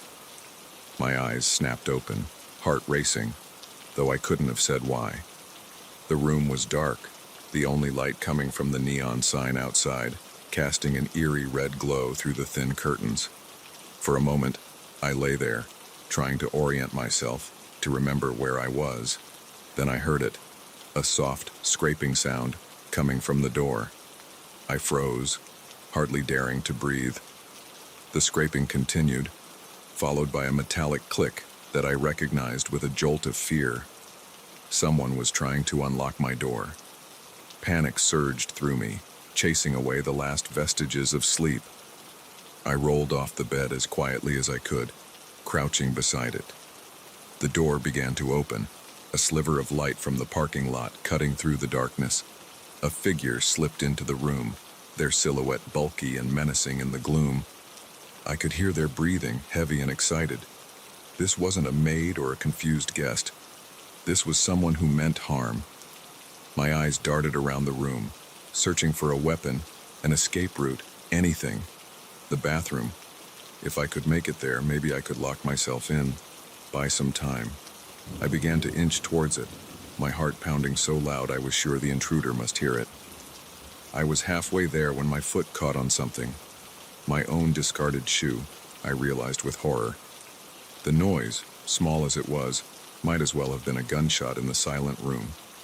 The intruder's head snapped towards me, and I saw the glint of something in their hand. A knife. What happened next was pure instinct. I lunged for the bathroom, slamming the door shut behind me and fumbling for the lock.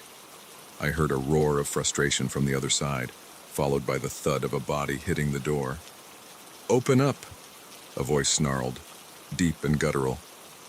"There's no way out." He was right. The bathroom had no windows, no other exits. I was trapped. The door shuddered under another impact. It wouldn't hold for long. My mind raced, searching for a solution. The tiny window above the toilet caught my eye. It was small, probably too small, but it was my only chance. I climbed onto the toilet, my fingers scrabbling at the window latch. It was stuck, corroded with age and neglect. Behind me, the door splintered, a hand reaching through the gap. With a strength born of desperation, I wrenched at the window. It gave way suddenly, almost sending me tumbling backwards. I didn't hesitate. I dove headfirst through the opening, feeling the frame scrape along my back as I squeezed through.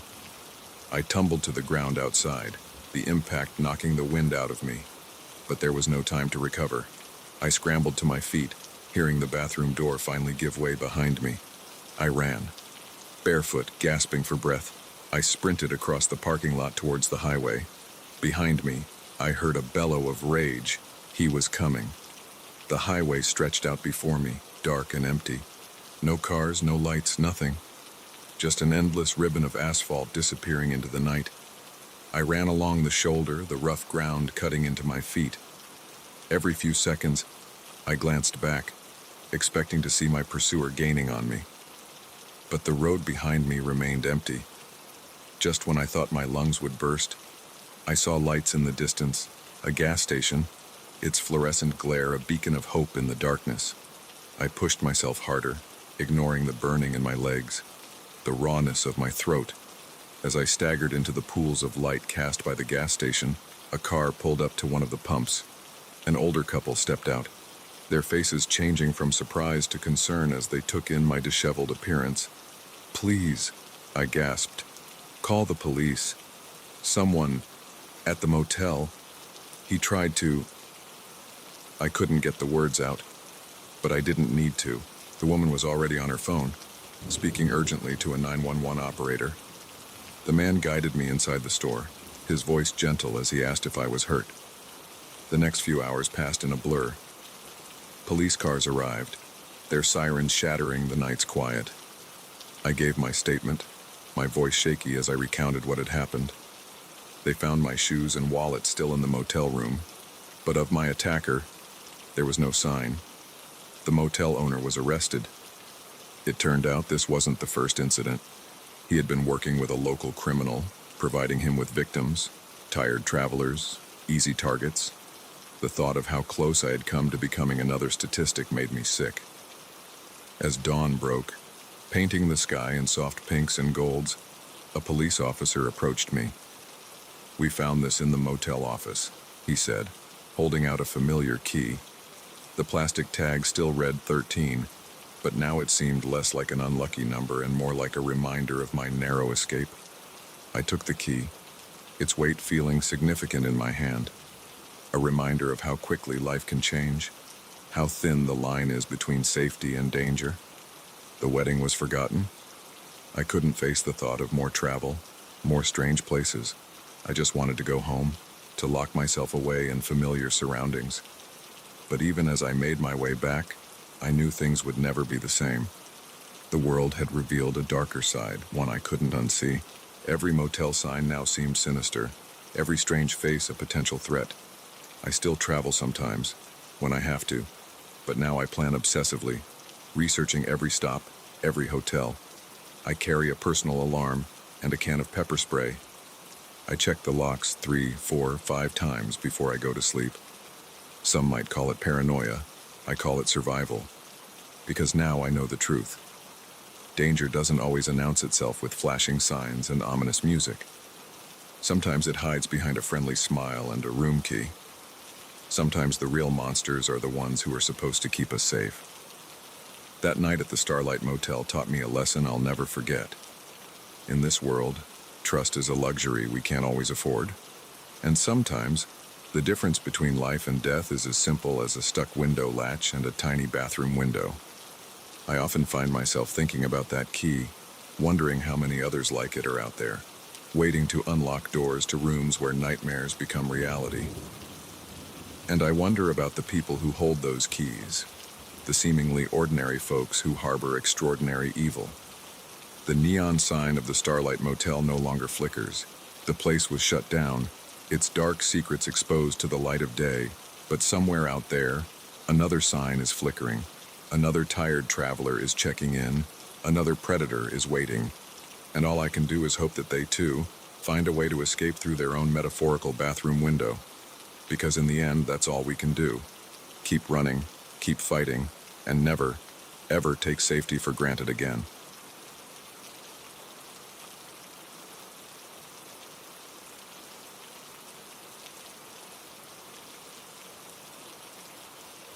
The shutter of my camera echoed through the abandoned building like a gunshot, and in that moment, I realized I had made a terrible mistake.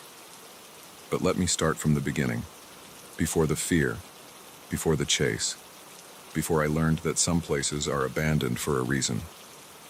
I've always been drawn to the beauty of decay. There's something hauntingly poetic about abandoned places, the stories they hold, the whispers of lives once lived. As an urban explorer and photographer, I've made it my mission to document these forgotten spaces, to capture the eerie allure of a world reclaimed by nature and time. The old ironworks factory on the outskirts of town had been on my bucket list for years. A sprawling complex of brick and steel, it had stood silent for decades, its windows dark and empty, its machinery frozen in time. Getting in wasn't easy.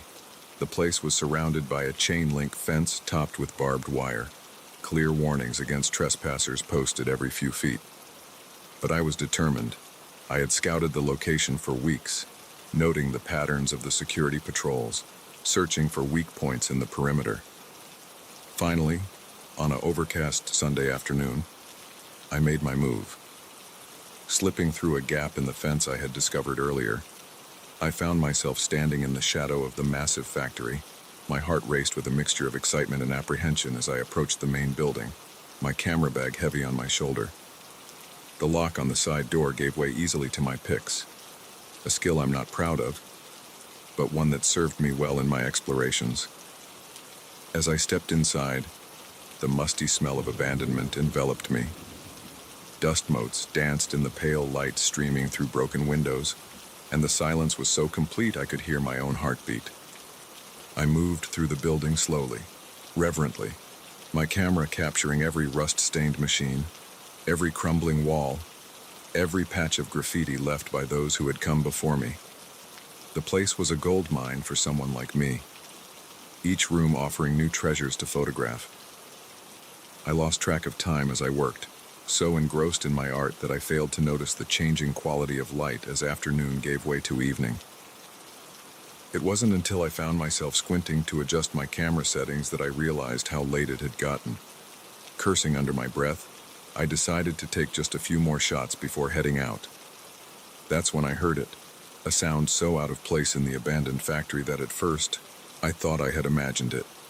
Voices, low and muffled, but unmistakably human. I froze, my camera halfway to my face. This was bad.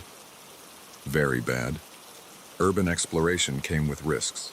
Unstable structures, toxic materials, the occasional run-in with other explorers or homeless individuals seeking shelter. But something about these voices set off alarm bells in my head. Carefully, I crept towards the source of the sound, my curiosity overriding my common sense. As I got closer, I could make out fragments of conversation. Shipment coming in tonight. Boss wants it moved quickly. Can't risk another screw-up. My blood ran cold as realization dawned. This wasn't just a case of other trespassers or squatters. I had stumbled onto something much more dangerous. I began to back away slowly, desperate to get out unnoticed. But in my haste, I knocked against an old metal drum. The resulting clang seemed to echo forever in the cavernous space. The voices stopped abruptly. What was that? Check it out. Panic surged through me. I turned to run, no longer caring about stealth. Behind me, I could hear footsteps, fast and purposeful. I sprinted through the factory, my heart pounding in my ears. I had explored extensively earlier, but now, in my panic, every corridor looked the same. I took random turns, praying I was heading towards an exit. A shout behind me told me I had been spotted. The footsteps grew louder, more numerous. How many were there? I burst through a set of double doors into what must have been the main production floor. Massive machinery loomed in the gloom, creating a maze of metal and shadows. I weaved between the hulking shapes, desperately searching for a way out. A gunshot rang out, the sound amplified in the enclosed space. I ducked instinctively, nearly losing my footing on the debris-strewn floor. "Stop right there," a voice bellowed, "or the next one won't miss." I didn't stop. I couldn't. Adrenaline pushed me forward, my legs pumping furiously. I spotted a staircase leading up and took it without hesitation, taking the steps two at a time. The upper level was a maze of catwalks and offices. I could hear my pursuers on the stairs behind me, their angry shouts spurring me on. I ran down a long corridor, trying doors as I passed. All locked. At the end of the hall, I found salvation, a door that opened to my touch. I burst through, ready to continue running, only to find myself on a small balcony overlooking the factory floor. A dead end. Panic clawed at my throat as I realized my mistake. The footsteps were getting closer. I was trapped. In desperation, I looked over the railing. It was a long drop to the factory floor, but I spotted a pile of what looked like old tarps or canvas not too far below. It was a crazy idea, born of fear and adrenaline, but it was my only chance. I heard the door behind me burst open just as I vaulted over the railing. For a moment, I was falling, the wind rushing past my ears. Then I hit the pile with bone-jarring force. Pain exploded through my body, but there was no time to assess the damage. I rolled off the pile, my legs nearly buckling as I stood. Above me, I could hear angry shouts and the thunder of feet on metal as my pursuers realized what I had done. Gritting my teeth against the pain, I forced myself to run. I had lost my bearings in the fall, but I moved on instinct, ducking between machines, always heading away from the voices behind me. Finally, mercifully, I saw it, the door I had entered through, hours and a lifetime ago. With a last burst of speed, I threw myself at it, tumbling out into the cool night air. But I wasn't safe yet. I could hear them behind me, closing in. I ran across the open yard towards the fence, my lungs burning, every step sending jolts of pain through my battered body. I reached the fence and began to climb, the metal links biting into my hands. As I reached the top, I felt something snag my jacket. Looking down, I saw barbed wire wrapped around the fabric. In my earlier scouting, I had found a section where the wire was missing. In my panic, I had climbed the wrong section. A hand grabbed my ankle. With a cry of fear and pain, I wrenched myself free, feeling my jacket tear as I tumbled over the other side of the fence. I hit the ground hard but forced myself up, running blindly into the night. I don't know how long I ran or how far. All I know is that eventually, I found myself on a busy street, the normal sounds of traffic and pedestrians a jarring contrast to the terror I had just escaped. I never went to the police. How could I explain what had happened without admitting to trespassing? And somehow, I knew that what I had stumbled upon was bigger and more dangerous than anything the local cops could handle. My camera, with all its incriminating evidence, was lost somewhere in that factory. Sometimes I wonder if they found it, if they saw the photos I had taken, if they now know my face. I don't do urban exploration anymore.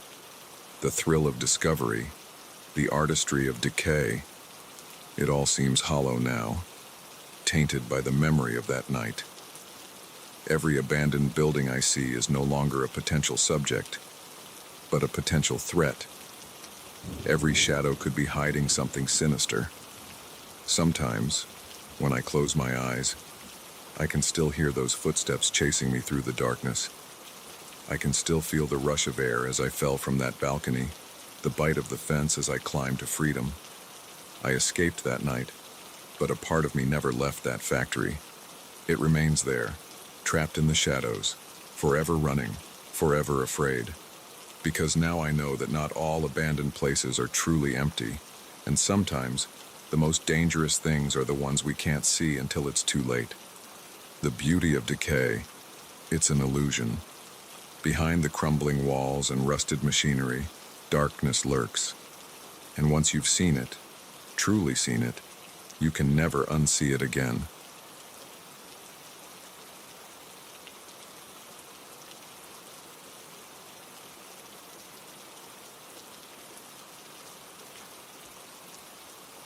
The moment I saw her eyes widen in fear, I knew I had stumbled into something far more sinister than a simple motel stopover.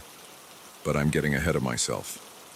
Let me take you back to the beginning, to the night when a cheap room and a desperate need for sleep led me down a path I never could have imagined. It was just past midnight when I pulled into the parking lot of the Pinewood Motel. The neon sign flickered weakly, half the bulbs burned out, but it was the only lodging I'd seen for miles. I'd been driving for 14 hours straight, my eyes heavy with exhaustion, my body aching from being cramped in the car. The night clerk barely looked up as I entered the office, the bell above the door jingling discordantly. He was an older man, balding and paunchy, with nicotine-stained fingers that trembled slightly as he pushed the registration card towards me. "Just passing through?" he asked, his voice gravelly from years of smoking. I nodded, scribbling my details on the card. "Long drive. Need to crash for the night," he grunted, taking the card back and handing me a key attached to a faded plastic fob. "Room 12, end of the row. Checkouts at 11. I mumbled my thanks and headed back out into the night. The motel was a single-story affair, a long row of identical doors facing the parking lot. My room was at the far end, away from the office and the handful of other cars parked outside occupied rooms. The room itself was about what you'd expect from a place like this. Faded wallpaper, a bed that had seen better days, and a bathroom that I decided to avoid unless absolutely necessary. But it was a place to rest, and that's all I cared about at that moment. I was about to collapse onto the bed when I heard it. A muffled thump from the room next door, followed by what sounded like a stifled cry. I froze, listening intently. For a moment, all was quiet. Then I heard it again, clearer this time. A woman's voice, laced with fear. "Please don't." The words were cut off abruptly, followed by another thump. My heart began to race. Was I hearing what I thought I was hearing? Should I call the front desk? The police? Before I could decide, I heard the sound of a door opening and closing. Cautiously, I peered out my window. A man was walking briskly towards the parking lot, his face hidden in the shadows. He got into a car and drove off, the taillights disappearing into the night. I stood there for a moment, unsure of what to do. It could have been nothing, I told myself. A lover's quarrel, perhaps. But something in my gut told me it was more than that. Taking a deep breath, I stepped out of my room and approached the door of room 11. I hesitated for a moment, then knocked softly. "Hello? Is everything okay in there?" No response. I knocked again, louder this time. Hello? I'm in the next room. I just wanted to make sure you're all right. I heard movement inside, then the sound of the lock turning. The door opened a crack, and I found myself looking into the terrified eyes of a young woman. Are you okay? I asked, trying to keep my voice calm and reassuring. She glanced nervously over her shoulder, then back at me. You need to go, she whispered. It's not safe. What's going on? Are you in trouble? I can call for help. No, she hissed, her eyes widening in panic. No police. They'll kill her if you call the police. Kill who? What's happening? She seemed to make a decision then, opening the door wider. Come in, quickly. I slipped into the room, my heart pounding. The interior was identical to my own, but there was an air of desperation here that was palpable. Clothes were strewn about, and I noticed a small suitcase tucked half under the bed. The woman, barely more than a girl, really, sank onto the bed, her shoulders slumped in defeat. I'm Sarah, she said softly, and I think I'm going to die here. Over the next few minutes, Sarah told me a story that chilled me to the bone. She had been hitchhiking, trying to get to her sister's place a few states over, when a seemingly kind truck driver had offered her a ride. But instead of taking her where she wanted to go, he had brought her here, to this motel in the middle of nowhere. There are others, she said, her voice trembling. Girls like me. They keep us here, move us around. The motel owner, he's in on it. They sell us. Human trafficking. The words echoed in my mind, filling me with a mixture of horror and rage. How could this be happening here, in a quiet motel off the highway? We need to get you out of here, I said, my mind racing. My car's just outside. We can leave right now. Sarah shook her head, tears welling in her eyes. I can't. They have my little sister. They showed me pictures. Said if I try to run, they'll hurt her. I felt sick. This was so much bigger, so much worse than I had imagined. Okay, I said, trying to think. Okay, we need a plan. Is there anyone you trust? Anyone who can help your sister while we get you to safety? Sarah hesitated, then nodded slowly. My aunt. She's a cop in my hometown, but I don't know her number, and they took my phone. I have a phone, I said, reaching for it. We can call her, explain the situation. She can help your sister while we figure out how to get you out of here. Just as I was about to dial, we heard the sound of a car pulling into the parking lot. Sarah's face went pale. He's back, she whispered. You have to go. Please, just forget about this. Forget you ever saw me. But I couldn't. The thought of walking away, of leaving her to this fate, was unthinkable. I'm not leaving you, I said firmly. We're getting out of here, both of us. Now. What happened next was a blur of adrenaline and fear. We slipped out of the room, keeping to the shadows. My car was just a few doors down, tantalizingly close. But as we crept towards it, a shout rang out behind us. Hey, stop right there! We ran. Sarah's hand was cold in mine as we sprinted across the parking lot. I fumbled with my keys, my hands shaking so badly I could barely get them into the lock. Behind us, I could hear heavy footsteps getting closer by the second. Finally, the door opened. We tumbled inside, and I jammed the key into the ignition. The engine roared to life just as a hand slammed against the driver's window. A face loomed out of the darkness, contorted with rage. I floored it. The tires screeched as we peeled out of the parking lot, the motel receding in the rearview mirror. But our ordeal wasn't over. Headlights appeared behind us, gaining fast. The next hour was the most terrifying of my life. We sped down dark country roads, the pursuing vehicle always just behind us. Sarah was on the phone with her aunt, her voice shaking as she explained the situation. I kept my eyes on the road, my knuckles white on the steering wheel, praying we'd find help before our luck ran out. It was the longest night of my life, but eventually, We saw flashing lights ahead. A police roadblock. Sarah's aunt had come through.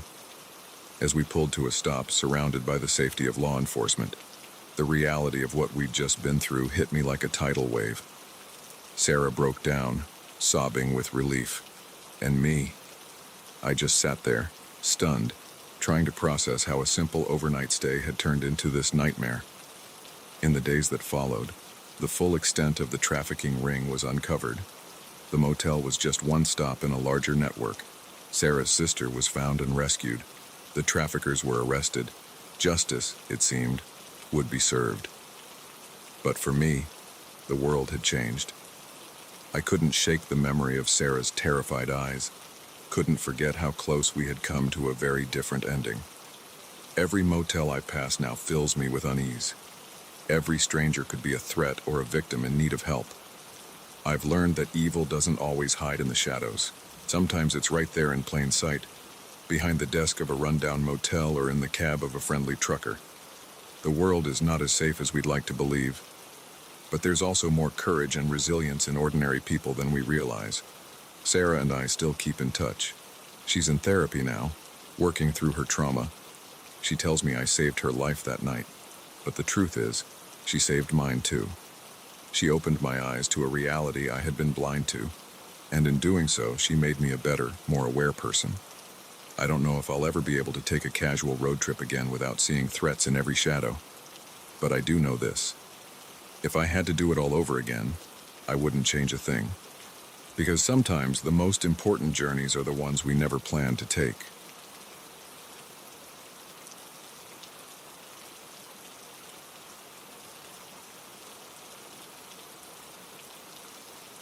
The first thing I noticed when I woke up was the silence.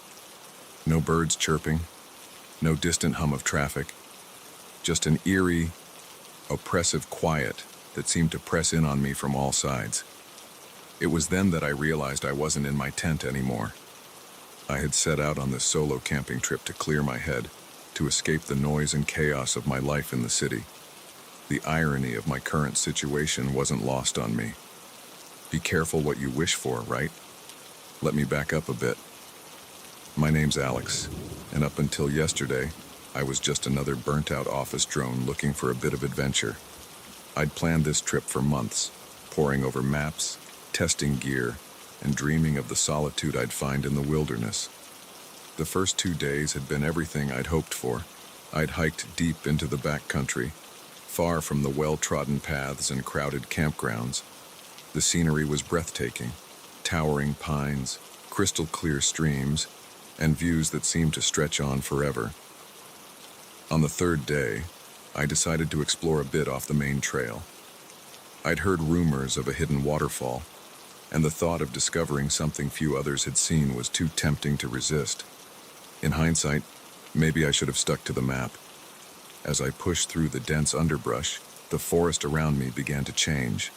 The trees grew closer together, their branches intertwining overhead to block out most of the sunlight. The air became thick and heavy, filled with an earthy scent that was almost overwhelming. I should have turned back then, but curiosity drove me forward. That's when I saw it, a clearing up ahead, bathed in an odd, greenish light. As I stepped into the open space, I felt a wave of dizziness wash over me. The world seemed to tilt and spin, and then, nothing. Which brings me back to where I woke up. As my eyes adjusted to the dim light, I realized I was in some sort of cave. The walls were smooth and slightly damp, with strange, glowing fungi providing a soft, otherworldly illumination. I sat up, wincing at the stiffness in my muscles. How long had I been out? Hours? Days? My backpack was gone, along with all my supplies. Panic began to set in as the reality of my situation sank in. That's when I heard it, a soft shuffling sound coming from deeper in the cave. I froze, hardly daring to breathe. Was it an animal? A person? Neither option seemed particularly comforting at that moment. "Hello?" I called out, my voice echoing off the cave walls. "Is anyone there?" The shuffling stopped abruptly, replaced by an eerie silence. Then, Slowly, deliberately, whatever it was began moving towards me. As it emerged from the shadows, I had to stifle a scream. It was humanoid in shape, but that's where any resemblance to a person ended. Its skin was pale and slightly translucent, with a network of veins visible just beneath the surface. Its eyes were large and completely black, reflecting the bioluminescent light of the cave like polished obsidian. I scrambled backward until my back hit the cave wall, my heart pounding so hard I thought it might burst out of my chest. The creature stopped a few feet away, tilting its head as it studied me with those unnerving eyes. Then, to my utter shock, it spoke. "You should not be here," it said, its voice a strange mix of clicks and whispers that somehow formed words I could understand. I opened my mouth, but no sound came out. My mind was reeling, unable to process what I was seeing and hearing. The creature took a step closer, and I pressed myself harder against the wall, wishing I could melt into the stone. "The boundary is weakening," it continued, seemingly unaware or uncaring of my terror. "Your kind must not cross over. It is not safe." I don't understand," I finally managed to stammer out. "What are you? Where am I?" The creature made a sound that might have been a sigh. "We are the Guardians. This place, it is the in-between. Not your world, not ours. A buffer, a barrier." It gestured around the cave with a long, slender arm. "But the walls grow thin. Your people push too far, dig too deep, and now some slip through." My mind was spinning, trying to make sense of what I was hearing. Another world. Guardians. It sounded like something out of a fantasy novel, not something I should be experiencing firsthand in what I thought was a simple hiking trip. How do I get back?" I asked, my voice barely above a whisper. The creature's expression, if you could call it that, seemed to soften slightly. "It is not simple. The way back, it shifts, changes, but I will help you find it." Over the next few hours, or was it days, time seemed to move strangely here. The Guardian led me through a maze of tunnels and caverns. We passed through chambers filled with crystals that sang with unearthly tones when touched, over underground rivers that flowed upwards, defying gravity, and through forests of stone trees with leaves of shimmering metal. All the while, the Guardians spoke, telling me of their world and the delicate balance they maintained with ours. They were not gods, it explained, but rather custodians of the boundary between realities. For eons, they had worked to keep the two worlds separate, allowing only the barest trickle of energy to pass between them, the source of what humans called magic, or miracles, or unexplained phenomena. But in recent years, the boundary had begun to weaken. Climate change, deforestation, urban sprawl, all were having unforeseen consequences on the fabric of reality itself. More and more humans were stumbling into places they shouldn't be, and creatures from the other side were finding their way into our world. As we walked, I began to notice changes in my perception. Colors seemed more vivid, sounds more layered. I could feel the pulse of the earth beneath my feet, the whisper of energies flowing around us. It was beautiful and terrifying all at once. Finally, after what felt like an eternity of walking, we reached a cavern unlike any we had passed through before. The walls seemed to shimmer and shift, like the surface of a soap bubble. In the center stood a ring of stones, each one carved with symbols I couldn't begin to comprehend. "This is the way back," the Guardian said, its voice tinged with what I thought might be sadness. "Step into the circle, and you will return to your world." I moved toward the stones, then hesitated, turning back to the creature that had been my guide through this impossible journey. "What happens now?" I asked. "Will I remember any of this?" The Guardian was silent for a long moment. "That is up to you," it finally said. "Some choose to forget, to write off their experiences as dreams or hallucinations. Others remember, but keep the knowledge to themselves, and a rare few, they become awakened. They see the connections, the hidden truths of the world. They work to protect the boundary in their own way. I nodded, understanding the weight of the choice before me. And if I choose to remember, to be awakened, then your life will never be the same, the Guardian warned. You will see things others cannot, know things they do not. It can be a burden as much as a gift. I took a deep breath, considering my options. The thought of returning to my old life, of pretending none of this had happened, felt wrong somehow. I had been given a glimpse behind the curtain of reality, and I couldn't unsee what I had seen. I want to remember, I said firmly. I want to help. The Guardian nodded, a gesture that seemed both approving and resigned. Then step into the circle, awakened one, and when you return, seek out others like yourself. You are not alone in your knowledge or your duty. With a final look at my otherworldly guide, I stepped into the ring of stones. The world around me began to blur and swirl, colors and shapes melting together in a dizzying kaleidoscope. I felt a sensation of falling, of being pulled in 1,000 directions at once. And then, suddenly, I was back.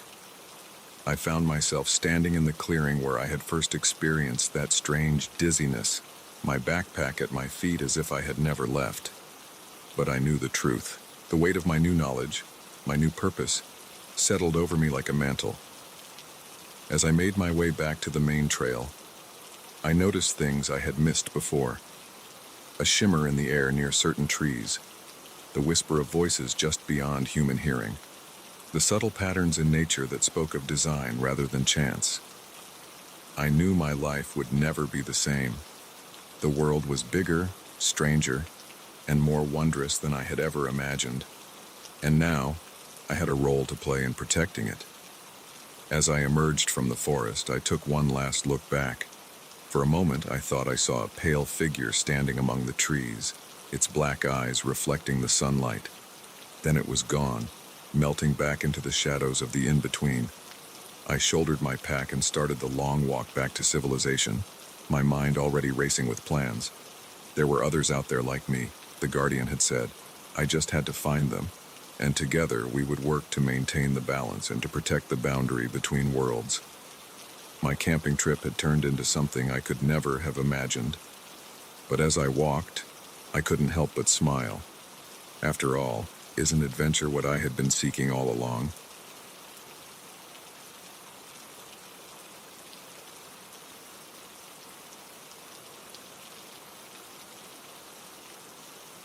The crackle of the old radio was the only sound that broke the oppressive silence of the desert night. I should have known then that something was terribly wrong.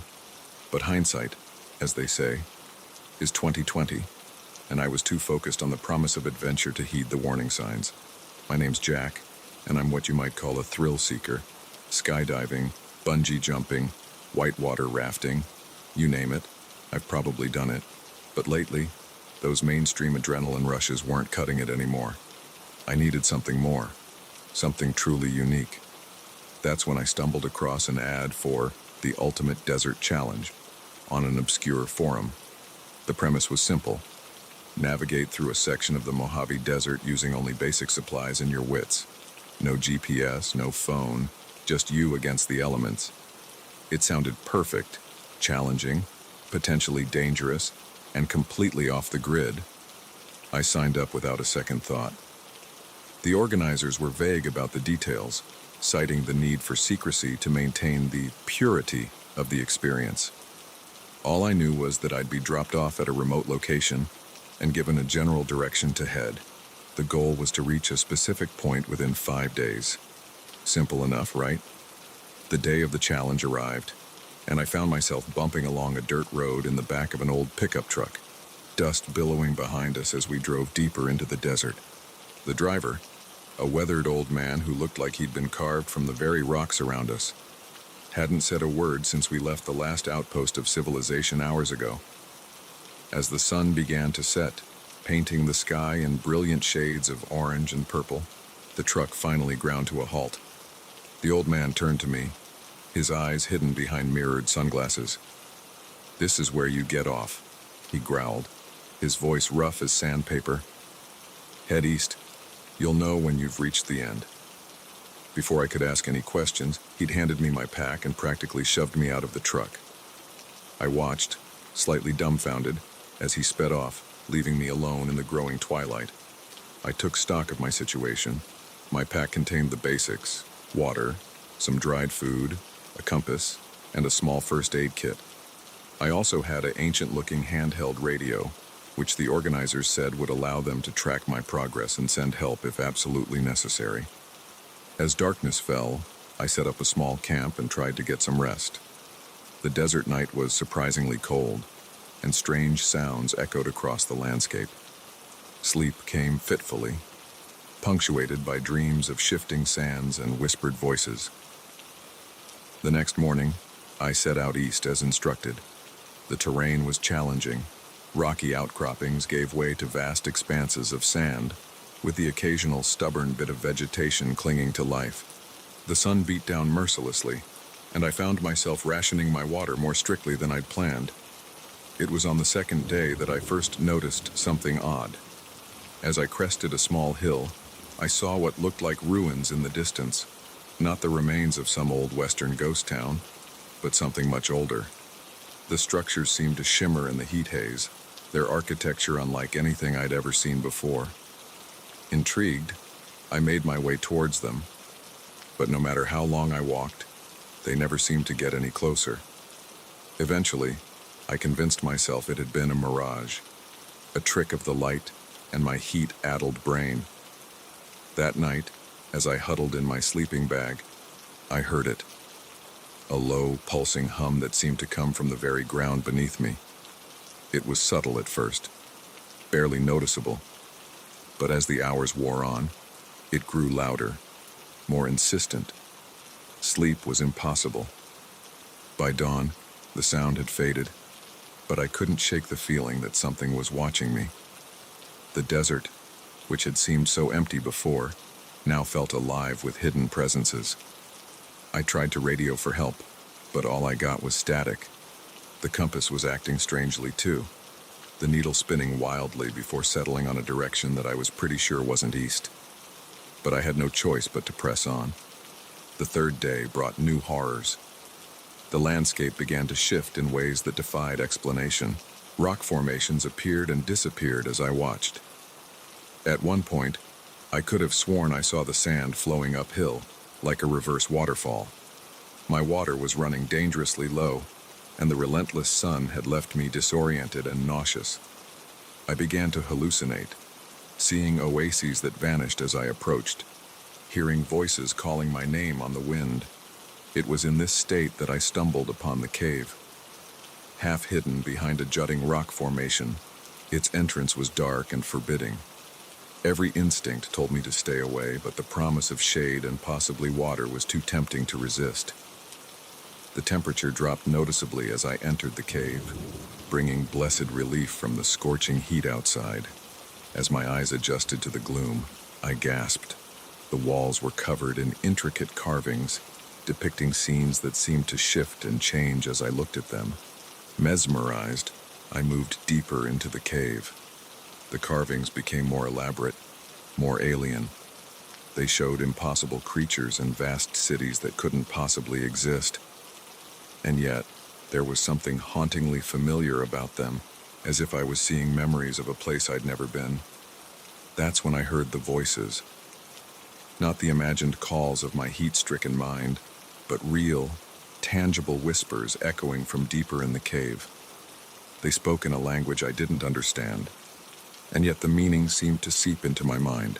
They spoke of ancient things, of a world beyond the veil of reality. They spoke of guardians and gateways, of cosmic balances and impending doom. And they spoke of me. Terrified, I turned to flee, only to find my way blocked by shadowy figures. They were tall, impossibly thin, with eyes that glowed in the darkness. One of them stepped forward, its movement fluid and unnatural. "Welcome, traveler," it said, its voice resonating in my head rather than my ears. "We have been waiting for you." I tried to speak, but no words came out. The being tilted its head, regarding me with what might have been curiosity. You do not understand yet, it continued, but you will. You have been chosen. Before I could react, the creature reached out and touched my forehead with a long, slender finger. Pain exploded behind my eyes, and the world went white. When I came to, I was lying on the desert sand, the unforgiving sun beating down on me. The cave was nowhere to be seen. Had it all been a hallucination? A dream? But as I sat up, I realized something was different. The desert had changed, or perhaps I had. I could see things now, patterns and energies that had been invisible before. The air shimmered with possibilities, and I could feel the pulse of something vast and incomprehensible just beyond the edge of perception. My radio crackled to life, making me jump. Through the static, I heard a voice. The old man who had dropped me off. "You've seen it, haven't you?" he said, his tone knowing, the truth behind the veil. What's happening to me? I managed to croak out, my throat dry and raspy. "You've been awakened, son," he replied. "The desert, it's more than just sand and rock. It's a gateway, a testing ground, and you've passed the test." He went on to explain that the challenge had been a ruse, a way to identify those with the potential to see beyond the ordinary world. I had been chosen to join a select group of individuals who safeguarded the boundaries between realities. As he spoke, memories of the cave came flooding back, not as a dream or hallucination, but as my first glimpse into a world I never knew existed. The beings I had encountered were real, as were the truths they had imparted. "What happens now?" I asked, my mind reeling from the implications. "Now," the old man chuckled, "now, your real journey begins." He gave me coordinates to a rendezvous point, where I would meet others like me and begin my training. As I set off, I realized that the desert around me was alive in ways I had never imagined. Every grain of sand, every withered plant, pulsed with hidden energies and untold secrets. My quest for the ultimate thrill had led me to something far beyond anything I could have imagined. The world was bigger, stranger, and more wondrous than I had ever dreamed, and I was now a part of it in ways I was only beginning to understand. As I walked towards my new destiny, I couldn't help but smile. After all, isn't this what every thrill-seeker truly wants?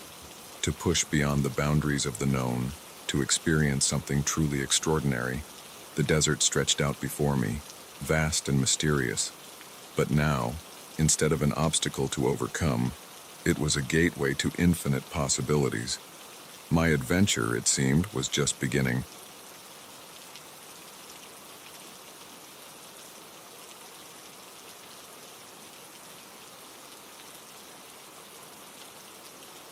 The rhythmic thumping of my heart was the only sound I could hear over the roar of the boat's engine.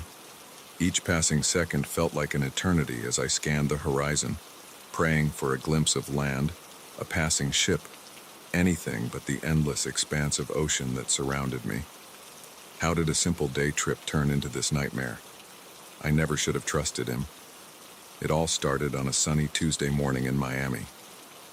I'm Sarah, a 28-year-old freelance writer who had recently moved to the city for a change of pace.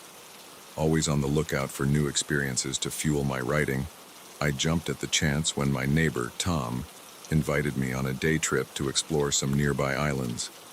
Tom was charming, with sun-bleached hair and a perpetual tan that spoke of countless hours on the water. He'd lived in the building for years and was known for his love of the sea.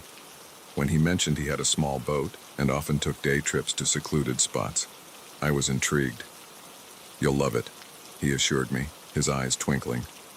"There's this little cove I know. Perfect for snorkeling. Hardly anyone knows about it." I agreed without hesitation, excited at the prospect of discovering a hidden gem and maybe getting a good story out of it. The morning of our trip dawned bright and clear. I met Tom at the marina, a small bag packed with sunscreen, snacks, and my trusty notebook. His boat was smaller than I expected, but he assured me it was more than capable for our journey. As we set out, the Miami skyline receding behind us, I felt a sense of adventure bubbling up inside me. The sea breeze whipped through my hair, and the sun warmed my skin. Tom proved to be an engaging companion, regaling me with tales of his adventures on the water. Hours passed, and the coastline had long since disappeared from view. A nagging sense of unease began to creep in. "Shouldn't we be there by now?" I asked, trying to keep my voice casual. Tom glanced at me, a strange look flashing across his face before he smiled. "Just a bit further. Trust me, it'll be worth it." I nodded, pushing down my growing anxiety. But as another hour ticked by, I couldn't shake the feeling that something was very wrong. "Tom," I said, my voice firmer now, "I think we should head back. This is too far for a day trip." He didn't respond immediately. When he did, his voice had lost all its earlier warmth. "I'm afraid that's not going to happen, Sarah." My blood ran cold. "What do you mean?" "You see," he said, his eyes never leaving the horizon. "I'm in a bit of trouble. Owe some people a lot of money. They were going to take my boat, my house, everything. But then I had an idea. What if I could offer them something more valuable?" Horror washed over me as the implications of his words sank in. "You can't be serious. This is kidnapping." Tom laughed, but there was no humor in it. "Kidnapping, human trafficking, call it what you want. The point is, you're my ticket out of debt." I lunged for my bag, desperate to reach my phone, but Tom was faster. He grabbed me, his grip painfully tight on my arm. "Don't do anything stupid," he growled. "We're miles from shore. You've got nowhere to go." For the next few hours, I sat in terrified silence as Tom steered us further out to sea. My mind raced, trying to think of a way out of this nightmare. I thought about overpowering him, but he was much stronger than me. Jumping overboard would be suicide, even if I could swim for help. There was nothing but open ocean as far as the eye could see. As the sun began to set, I saw another boat appear on the horizon. Tom's posture relaxed slightly. "Right on time," he muttered. The approaching vessel was larger than ours, a sleek yacht that spoke of serious money. As it drew closer, I could make out several figures on deck. This was it, I realized. Once I was on that boat, any chance of escape would be gone. Desperation gave me courage.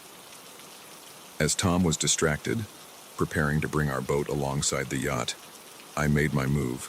I grabbed the small fire extinguisher mounted nearby and swung it with all my might. The impact sent Tom sprawling. Without hesitating, I dashed to the controls. I had no idea how to operate a boat, but I had to try. I yanked at levers and pushed buttons frantically. The engine roared to life, and the boat lurched forward. Shouts erupted from the yacht as I sped away. I could hear Tom cursing behind me, struggling to his feet. I pushed the throttle as far as it would go, praying I could outrun them. What followed was the most terrifying boat chase imaginable. I zigzagged erratically, hoping to make myself a harder target. Shots rang out, bullets pinging off the metal of the boat. I ducked low, steering blindly, driven by pure adrenaline and the will to survive. I don't know how long the chase lasted. It felt like hours, but it could have been minutes. Eventually, the sounds of pursuit faded. When I finally dared to look back, the yacht was just a speck on the horizon. Relief flooded through me, only to be quickly replaced by a new fear. I was alone, in a boat I barely knew how to operate, with no idea where I was or which direction would lead me to safety. Night fell, bringing with it a bone-deep chill. I huddled in the small cabin, shivering, trying to make sense of the boat's instruments. The fuel gauge was dropping steadily. I wouldn't be able to keep going for much longer. As dawn broke, I was running on fumes, both literally and figuratively. The boat's engine sputtered and died, leaving me adrift in the vast emptiness of the ocean. I had no food, little water, and no way to call for help. Days passed in a haze of fear and desperation. I rationed the little water I had, knowing it was the only thing keeping me alive. The sun beat down mercilessly during the day, while at night, The cold seeped into my bones. I drifted in and out of consciousness, my mind playing tricks on me. I saw ships on the horizon that disappeared when I blinked, heard voices calling my name only to realize it was the wind. On what I think was the 5th day, I saw it. At first, I thought it was another hallucination, a dark smudge on the horizon that slowly, impossibly, grew larger. A ship, a real ship. With the last of my strength, I waved my arms and shouted. My voice was hoarse, barely above a whisper, but I kept at it. As the ship drew closer, I saw a flurry of activity on deck. They had spotted me. The next few hours were a blur. I remember being lifted onto the deck, wrapped in blankets, voices asking me questions I couldn't quite comprehend. It wasn't until much later, as I lay in a hospital bed back in Miami, that the full weight of what had happened hit me. The police had a lot of questions. My story led them to uncover a human trafficking ring that had been operating out of Miami for years. Tom and his associates were arrested, facing a long list of charges. As for me, I'm still coming to terms with everything. The trauma of those days at sea has left its mark, both physically and mentally.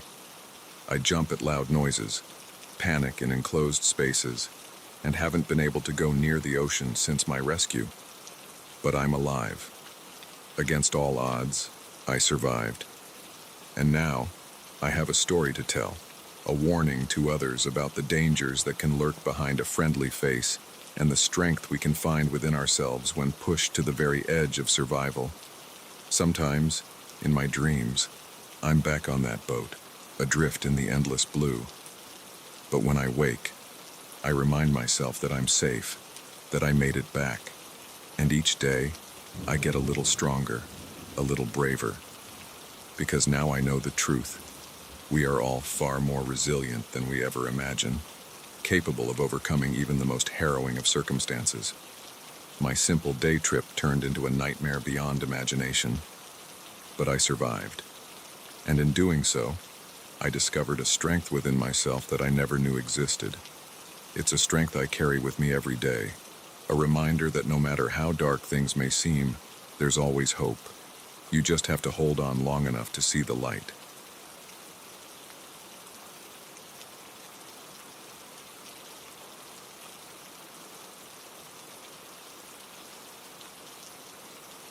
The first photograph I found was of a little girl with pigtails, smiling gap-toothed at the camera. It was the kind of innocent, joyful image you'd expect to see in any family album. But this wasn't a family album, and the dozens of other photos I discovered hidden behind the crumbling drywall were far from innocent. That's when I realized the Airbnb I'd rented for a quiet weekend getaway was anything but ordinary. I'm Emma, a 32-year-old graphic designer from Chicago. I'd been burning the candle at both ends for months, juggling multiple high-stress projects, and I was on the verge of a breakdown when my best friend suggested I take a weekend to myself, somewhere quiet and remote. I jumped at the idea. I found the listing on Airbnb, a charming old farmhouse about 2 hours outside the city. The photos showed cozy rooms with antique furniture, a wraparound porch perfect for morning coffee, and acres of rolling hills surrounding the property. It seemed ideal for a solo retreat. The owner, a woman named Margaret, was responsive and friendly in our messages. She told me the house had been in her family for generations, but that she now lived out of state and rented it out. She gave me the code for the lockbox and wished me a pleasant stay. When I arrived on Friday evening, the house was exactly as pictured. A bit creaky and showing its age, but charming in that rustic, time-worn way. I brought in my bags, made a cup of tea, and settled onto the porch to watch the sunset. For the first time in months, I felt the tension start to leave my body. That night, I slept better than I had in years, lulled by the complete silence of the countryside. I woke late the next morning, feeling refreshed and ready to enjoy my day of solitude. I spent the morning reading on the porch, then decided to explore the house a bit more. It was larger than I needed, with several bedrooms upstairs and a basement I hadn't checked out yet.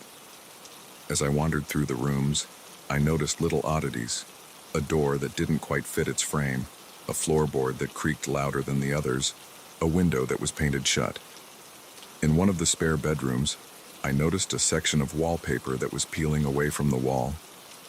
Curious, I gently pulled at it, and a large strip came away in my hand. That's when I saw it. A small door, about 2 feet square, hidden behind the wallpaper. My heart raced with excitement. A secret room. It was like something out of a mystery novel. I tugged at the small handle, but the door wouldn't budge. It took some effort, but I finally managed to pry it open. The space behind was dark and dusty. I used my phone's flashlight to peer inside and saw what looked like a stack of old papers or photographs. Reaching in, I pulled out a handful, and that's when I saw the first photo. The little girl with pigtails. At first, I thought I'd stumbled upon an old family album. But as I flipped through more photos, a chill ran down my spine. There were dozens of pictures, all of different children. Some were smiling, some looked confused or scared, and in many of them, I could see parts of this very house in the background. My hands shaking, I kept looking.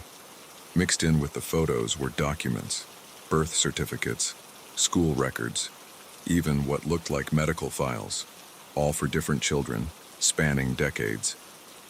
The implications of what I was seeing began to sink in. This wasn't a family album. This was something much darker, much more sinister. My mind reeled, trying to make sense of it all. Had this house been used for some kind of child trafficking operation? Were these children victims of abuse? I felt sick to my stomach. I needed to call the police. But as I reached for my phone, I heard a sound that made my blood run cold. The creak of the front door opening. Panic seized me. I shoved the photos and documents back into the hidden compartment and quickly tried to smooth the wallpaper back into place. My heart was pounding so loud I was sure whoever was downstairs would hear it. "Hello?" a woman's voice called out. "Is anyone here?" I recognized the voice from the video tour on the Airbnb listing. It was Margaret, the owner. But what was she doing here? "Just a minute," I called back, trying to keep my voice steady. I took a deep breath, tried to compose myself, and headed downstairs. Margaret was standing in the living room, a friendly smile on her face that didn't quite reach her eyes. "Oh, hello, dear. I'm so sorry to disturb you. I was just in the area and thought I'd check in, make sure everything was okay." I forced a smile. "Everything's fine, thanks. The house is lovely."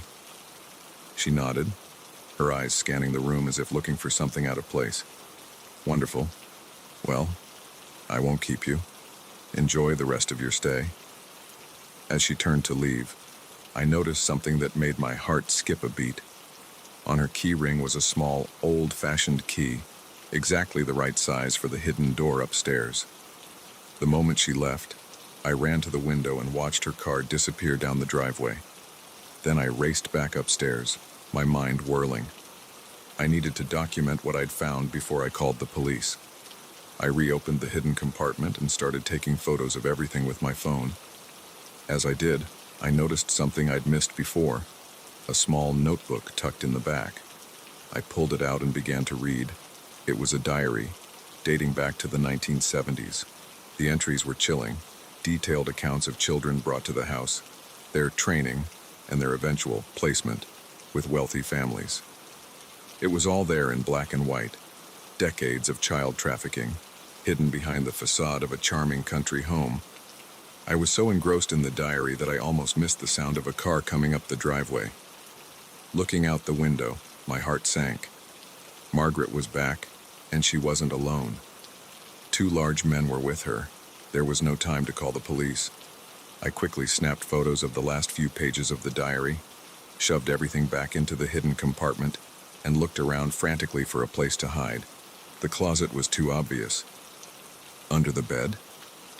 No, that's the first place they'd look. Then I remembered. The basement.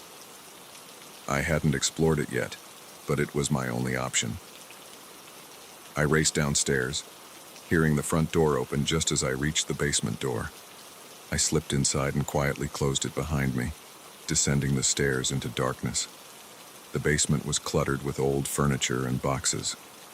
I found a spot behind a large armoire and wedged myself in, trying to control my breathing. Above me, I could hear footsteps and muffled voices. "Check every room," I heard Margaret say. She must have found something.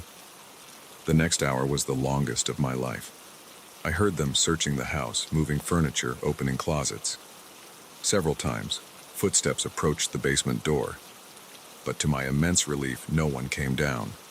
Finally, after what seemed like an eternity, I heard Margaret's frustrated voice. "She's not here. She must have left. Check the area. See if you can find her. I'll stay here in case she comes back." I waited until I heard the front door close and a car drive away before I dared to move. Quietly, I crept up the basement stairs and pressed my ear to the door. I could hear Margaret moving around in the living room. My mind raced. I needed to get out. But how? My car was parked right in front of the house. There was no way I could reach it without being seen. Then I remembered the back door in the kitchen. If I could just make it there. Taking a deep breath, I eased the basement door open. Margaret was in the living room, her back to me, talking on the phone. I crept along the hallway, my heart in my throat. Just a few more steps. I made it to the kitchen and slipped out the back door. Not daring to look back, I ran. I ran through the fields, my lungs burning, expecting at any moment to hear shouts behind me. But there was only the sound of my own ragged breathing and the thud of my feet on the ground. I didn't stop running until I reached a road. Flagging down a passing car, I managed to convince the startled driver to take me to the nearest police station. The officers were skeptical at first, but the photos on my phone were hard to dismiss. The investigation that followed uncovered a trafficking ring that had operated for over 50 years. Margaret and her associates were arrested. The children in the photos, at least those who could be identified, were tracked down. Some had been adopted by loving families and knew nothing of their origins. Others hadn't been so lucky. As for me, I gave countless statements to police and testified in court. The quiet weekend I had planned turned into months of legal proceedings and sleepless nights. But knowing that I had helped uncover such a long-standing evil, that because of what I found, no more children would suffer in that house, it made it all worth it. I still rent Airbnbs occasionally, but now, I always check behind the wallpaper, just in case.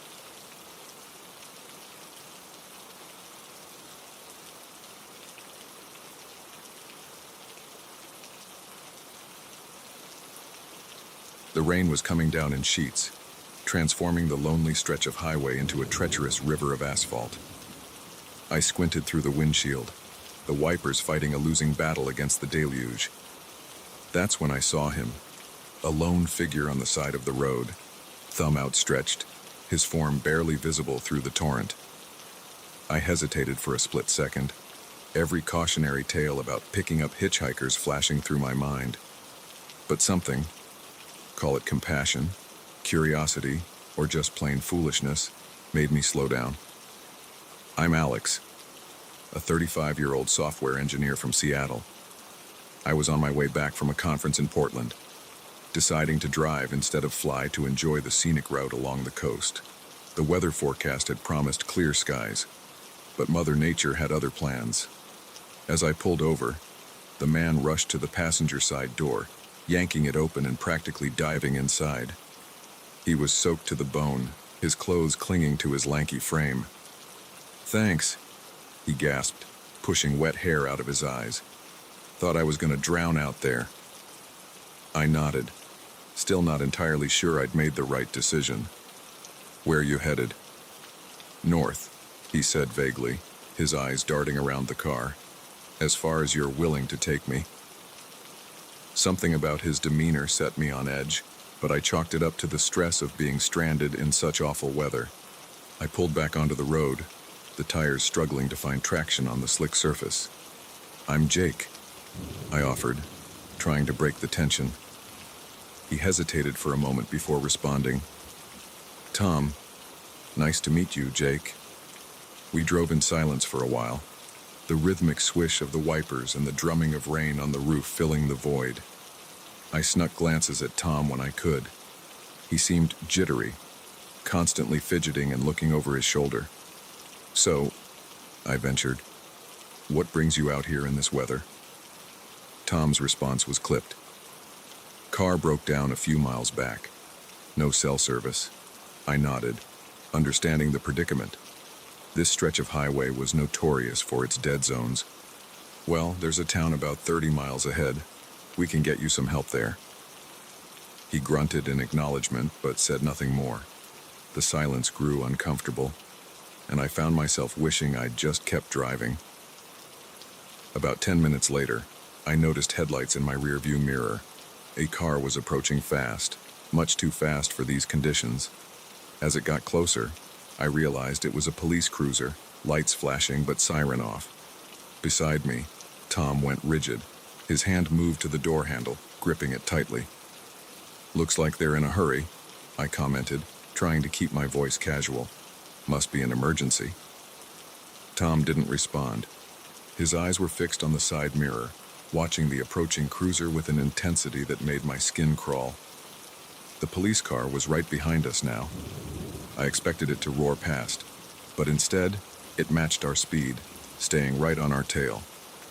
"Maybe you should pull over," Tom said suddenly, his voice tight. "Let them pass." I was about to comply when the cruiser's siren suddenly blared to life, causing both of us to jump. The command came over a loudspeaker. "Pull over to the side of the road immediately." My heart began to race. Were they after Tom? Had I unwittingly aided a fugitive? Before I could react, Tom's hand shot out, grabbing the steering wheel. "Don't stop!" he yelled, trying to keep us on the road. We struggled for control of the car, swerving dangerously on the wet road. In the chaos, I caught a glimpse of Tom's face. His eyes were wild with fear and desperation. "Please," he begged. "You don't understand. They'll kill me." The sincerity in his voice made me hesitate. In that moment of indecision, Tom took advantage. He yanked the wheel hard, sending us careening off the road. Everything happened in slow motion.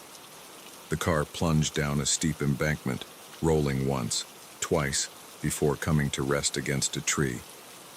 The airbags deployed, slamming into me with bone-jarring force. For a moment, all I could hear was the ringing in my ears and the hiss of rain on hot metal. As my senses slowly returned, I became aware of movement beside me. Tom was fumbling with his seatbelt, his movements frantic. "We have to go," he said, his voice sounding distant and muffled. "And they're coming." I tried to speak, to ask what the hell was going on, but only managed a groan. My head was pounding, and I tasted blood in my mouth. Tom finally freed himself and turned to me. For a moment, our eyes met. I saw fear there, yes, but also genuine remorse. "I'm sorry," he said softly. "I never meant for this to happen." Then he was gone, disappearing into the rainy darkness beyond the shattered windshield. I don't know how long I sat there, dazed and confused. The sound of approaching sirens eventually cut through the fog in my mind. Flashlight beams danced through the trees, growing closer. "Over here," a voice called out. "I've found the vehicle." Hands reached in, gentle but insistent, checking me for injuries and carefully extricating me from the wreckage. As they laid me on a stretcher, I saw a group of officers fanning out into the woods, clearly searching for Tom. One of the paramedics leaned over me, her face etched with concern.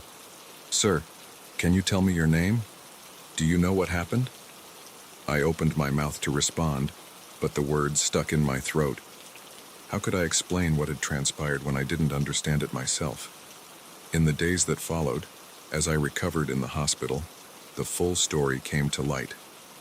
Tom, whose real name was Daniel Reeves, was indeed a fugitive, but not in the way I had assumed. He had been a key witness in a high-profile corruption case involving several police officers. The men chasing us that night weren't real cops, but corrupt officers trying to silence him before he could testify. The FBI had been monitoring the situation and arrived on the scene shortly after our crash. They managed to apprehend the fake officers, but Daniel had vanished without a trace. As I gave my statement, the FBI agents explained that Daniel had been in witness protection, but had fled when his safe house was compromised. His desperation that night hadn't been the actions of a guilty man, but of someone terrified for his life. Weeks passed, and I tried to put the incident behind me, but I couldn't shake the memory of Daniel's face in those final moments. The fear, the regret, the silent plea for understanding. Then, about a month after I'd returned home, a letter arrived. No return address, postmarked from a city I didn't recognize. Inside was a short note. Jake, I'm sorry for what happened. You showed kindness to a stranger, and I repaid you with danger and deceit.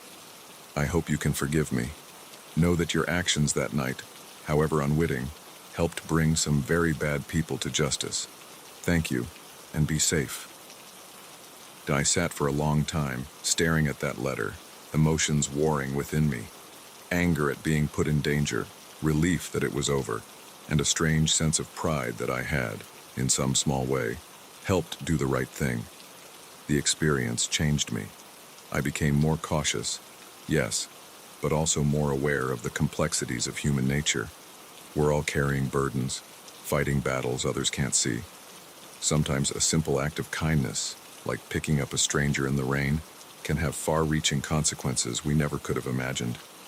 I still drive that coastal highway sometimes, and every time it rains I find myself scanning the roadside, half expecting to see a lone figure with his thumb out. I don't know if I'd stop again, knowing what I know now, but part of me hopes I would, because in a world where it's easier to look away, sometimes the riskiest choice is also the most human. Daniel vanished that night, as suddenly as he had appeared in my life, but the impact of our brief encounter lingers.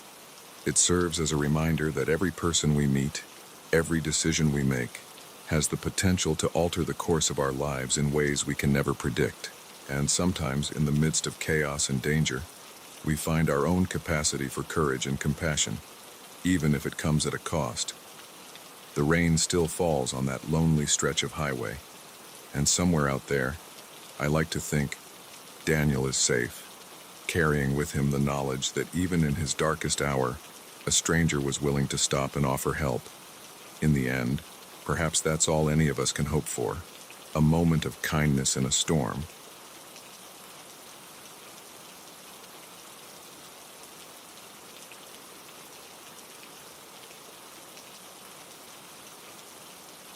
The first gunshot shattered the tranquil forest air like a thunderclap, sending birds scattering from the treetops in a panicked flurry.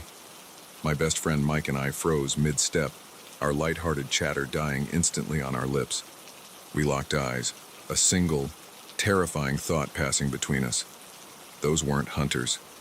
Let me back up a bit. I'm Chris, a 29-year-old accountant from Boston. Mike and I had been planning this hiking trip for months, eager to escape the suffocating concrete jungle of the city and lose ourselves in the verdant embrace of the Appalachian wilderness. We'd chosen a lesser-known trail, one that promised solitude and unspoiled natural beauty. The morning had started perfectly. The air was crisp and clean, filled with the earthy scent of pine and wildflowers. We set off at dawn, our packs laden with supplies for our 2-day trek. As we hiked, we reminisced about our college days, laughed at inside jokes, and marveled at the breathtaking vistas that seemed to unfold around every bend in the trail. It wasn't until early afternoon that we encountered the first sign that something was amiss. The trail suddenly opened up into a small clearing, and there, incongruous among the natural beauty, stood 3 men. They were rough-looking characters, clad in ragged clothes that spoke of days spent in the wilderness. But it wasn't their appearance that set alarm bells ringing in my head. It was the way they looked at us, their eyes hard and calculating. "Well, well," the tallest one said, his mouth twisting into a sneer. "What do we have here?" Mike, always the diplomat, stepped forward with a friendly smile. "Hey there, we're just passing through. Beautiful day for a hike, isn't it?" The men exchanged glances, a silent communication passing between them. The one who had spoken, clearly the leader, turned back to us with a smile that didn't reach his eyes. "This here's private property," he said, his tone deceptively light. "You boys are trespassing." I frowned, confusion momentarily overriding my growing unease. "That can't be right. This trail's been here for years. It's public land." The moment the words left my mouth, I knew I'd made a mistake. The man's face darkened, his pretense of friendliness evaporating. "You calling me a liar, boy?" he growled, taking a step towards us. Mike quickly intervened. No, of course not. Look, this is clearly a misunderstanding. We'll just head back the way we came. No harm done." For a moment, I thought it might work. The men seemed to consider Mike's words, and I allowed myself to hope that we might walk away from this unscathed. But then the leader's eyes fell on our backpacks, and something in his gaze made my blood run cold. "I don't think so," he said slowly. "You've seen too much. Can't have you running back to town, telling tales." That's when I noticed the fourth man, emerging silently from the trees behind us, cutting off our escape route. We were surrounded. What happened next is a blur in my memory. I remember the panic rising in my throat as the men closed in. I remember Mike's startled cry as one of them grabbed his arm. And I remember the sickening sound of flesh hitting flesh as I tried to intervene and was struck with the butt of a rifle I hadn't even realized they were carrying. The gunshot that had frozen us in our tracks came moments later, fired into the air as a warning. "Move," the leader ordered, gesturing with his rifle towards a barely visible path leading deeper into the woods. With no other choice, we complied. Mike was limping slightly, favoring the arm they had grabbed. I could feel blood trickling down my face from where the rifle had struck me. But the fear pumping through my veins dulled the pain, replacing it with a hyper-awareness of our surroundings. They marched us for what felt like hours, deeper and deeper into the forest.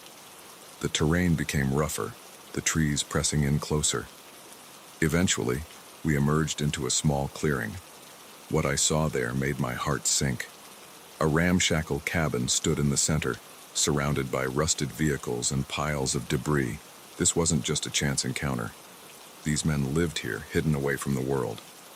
Inside the cabin, they tied us to chairs, their movements practiced and efficient. The interior was a cluttered mess of mismatched furniture and mysterious equipment that I didn't want to examine too closely. "What do you want from us?" Mike asked, his voice surprisingly steady, despite the fear I could see in his eyes. The leader chuckled, the sound devoid of any real humor. "Want? We don't want anything from you, city boys. You're just in the wrong place at the wrong time." As the day wore on, the reality of our situation began to sink in. These men weren't just hermits or off-the-grid survivalists. The snippets of conversation we overheard, the suspicious equipment in the cabin, it all pointed to something far more sinister. We had stumbled into the heart of some kind of illegal operation, possibly drug manufacturing. Night fell, and with it came a bone-deep chill that had nothing to do with the temperature. The men had been drinking heavily, their voices growing louder and more belligerent. I caught Mike's eye across the room, seeing my own fear and desperation reflected there. That's when I noticed it, a small hunting knife, partially hidden under some papers on a nearby table. It must have been overlooked when they were securing us. If I could just reach it. I began to work at my bonds, ignoring the pain as the rough rope bit into my wrists. Hours passed, the men's drunken laughter providing cover for the small sounds of my struggle. Finally, I felt the ropes give way. Heart pounding, I waited for my moment. When the cabin had grown quiet, the men passed out from their drinking, I made my move. I grabbed the knife and quickly freed Mike. We crept out of the cabin, every creaking floorboard sounding like a gunshot in the quiet night. Once outside, we ran. We ran like we'd never run before, crashing through the underbrush, branches whipping at our faces. I have no idea how long we ran or in what direction. All I knew was that we had to put as much distance between us and that cabin as possible. The forest that had seemed so beautiful just a day ago now felt oppressive, full of hidden dangers. As dawn began to break, we finally allowed ourselves to stop, collapsing by a small stream. We were lost, exhausted and injured, but we were alive and free. It took us another full day of wandering before we finally found our way back to civilization. The local sheriff's office was skeptical of our story at first, but the evidence of our injuries and our obvious terror convinced them to investigate. The raid on the cabin uncovered a major drug manufacturing operation. All 4 men were arrested, and it turned out they were wanted in connection with several other crimes in the area. In the weeks that followed, as Mike and I gave statements and testified in court, I found myself grappling with the aftermath of our ordeal. The terror of those hours in the cabin haunted my dreams. Every unexpected noise made me jump, and I couldn't shake the feeling of being watched. But there was something else too. Something I hadn't expected. A newfound appreciation for life, for freedom, for the simple pleasure of a safe night's sleep in my own bed. Mike and I, already close friends, now shared a bond that went beyond words. We had faced death together and come out the other side. I still go hiking sometimes, though never again on that particular trail. But now, every time I step into the woods, I carry with me the knowledge that danger can lurk in the most beautiful of places. And yet, I also carry the certainty that even in our darkest moments, hope and the will to survive can see us through. Our 2-day hiking trip had turned into a nightmare beyond anything we could have imagined. But we survived, and in doing so, we discovered a strength within ourselves that we never knew existed. It's a strength we carry with us every day, a reminder that no matter how dark things may seem, there's always hope. You just have to keep fighting, keep moving forward, even when the path ahead seems impossible. The forest may have held terror for us on those fateful days, but it also taught us an invaluable lesson about resilience, friendship, and the indomitable nature of the human spirit. And that, perhaps, is the greatest trail we could have hoped to blaze.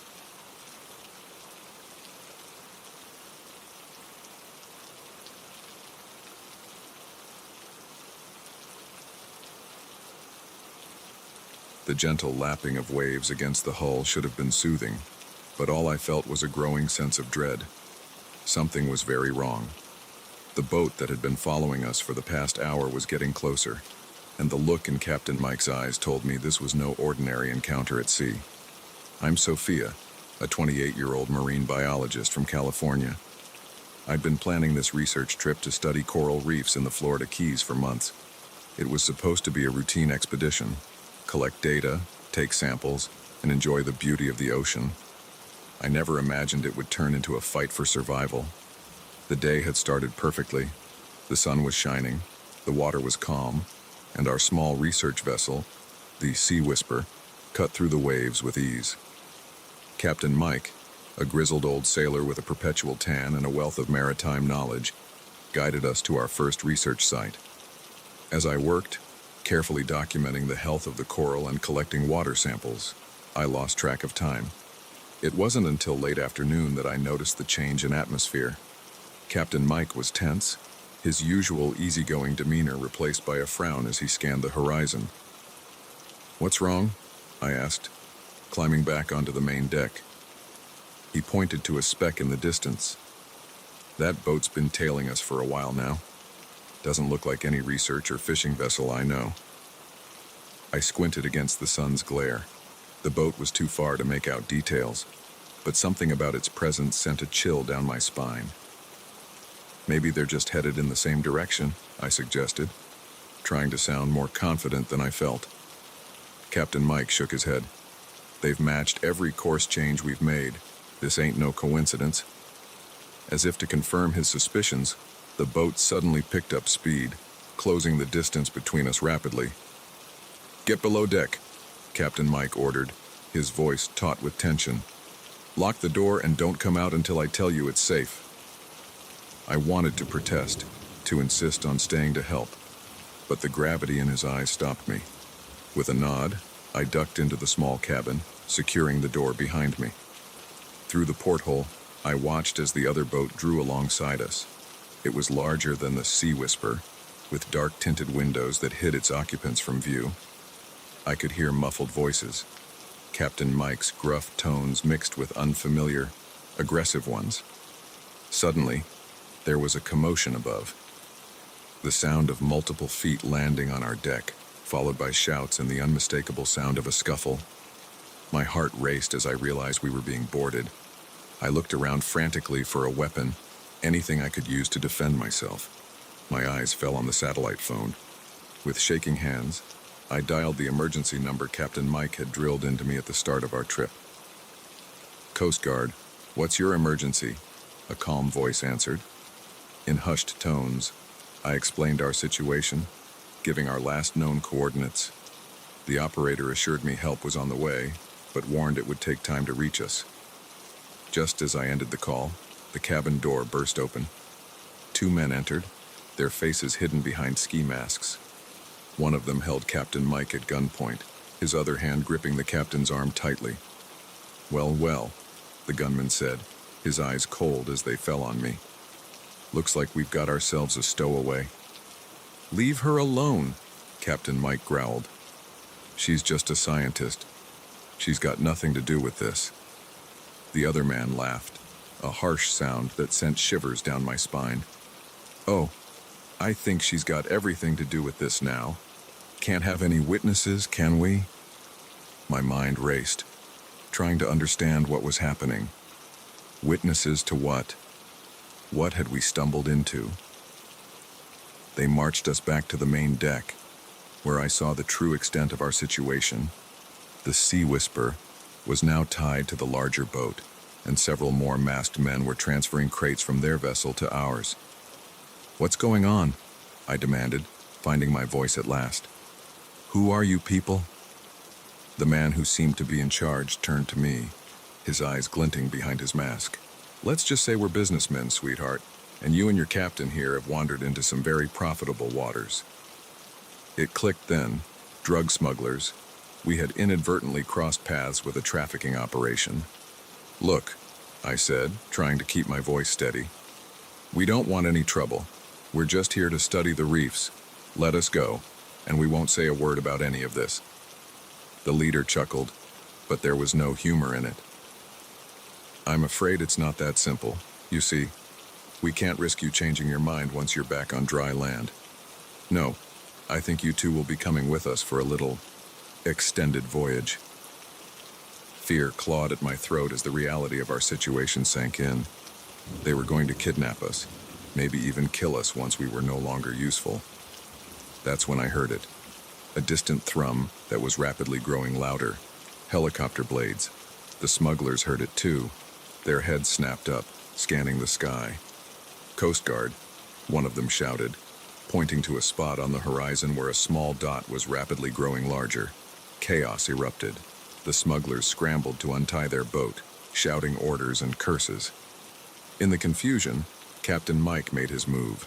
With a strength that belied his age, he shoved the man holding him, sending the gun skittering across the deck. "Run!" he yelled at me, already moving to untie the Sea Whisper from the smuggler's boat. I didn't need to be told twice. I dashed for the satellite phone, intent on updating the Coast Guard on our situation, but one of the smugglers saw me. He lunged, tackling me to the ground. We grappled on the deck, rolling dangerously close to the edge. With a surge of adrenaline-fueled strength, I managed to knee him in the stomach.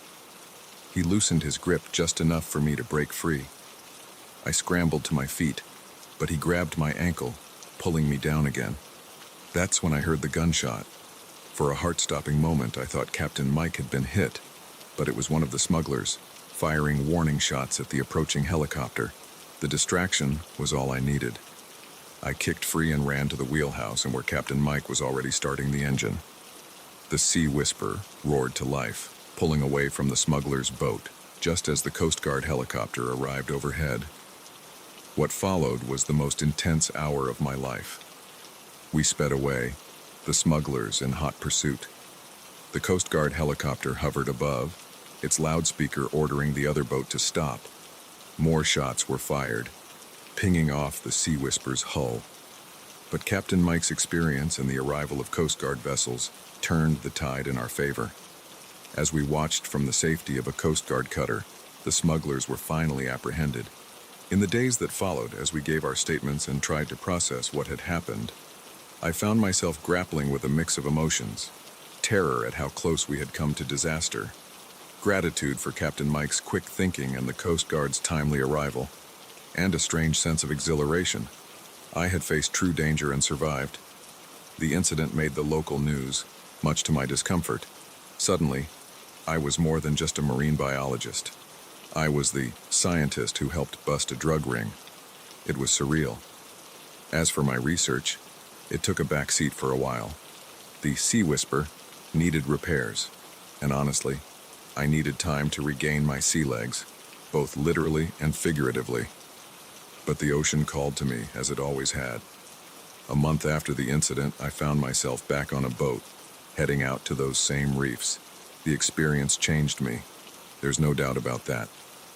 I'm more cautious now, more aware of my surroundings, but it also reinforced my passion for my work. The ocean, for all its dangers, is still a place of wonder and discovery. And now, every time I look out at those endless blue horizons, I carry with me not just the knowledge of its risks, but also the certainty of my own resilience. What started as a routine research trip turned into an adventure I never asked for. But it taught me valuable lessons about courage, quick thinking, and the unexpected ways our paths can cross with danger. Most importantly, it reminded me that in the vast, unpredictable ocean of life, sometimes the most important discovery is the strength we find within ourselves.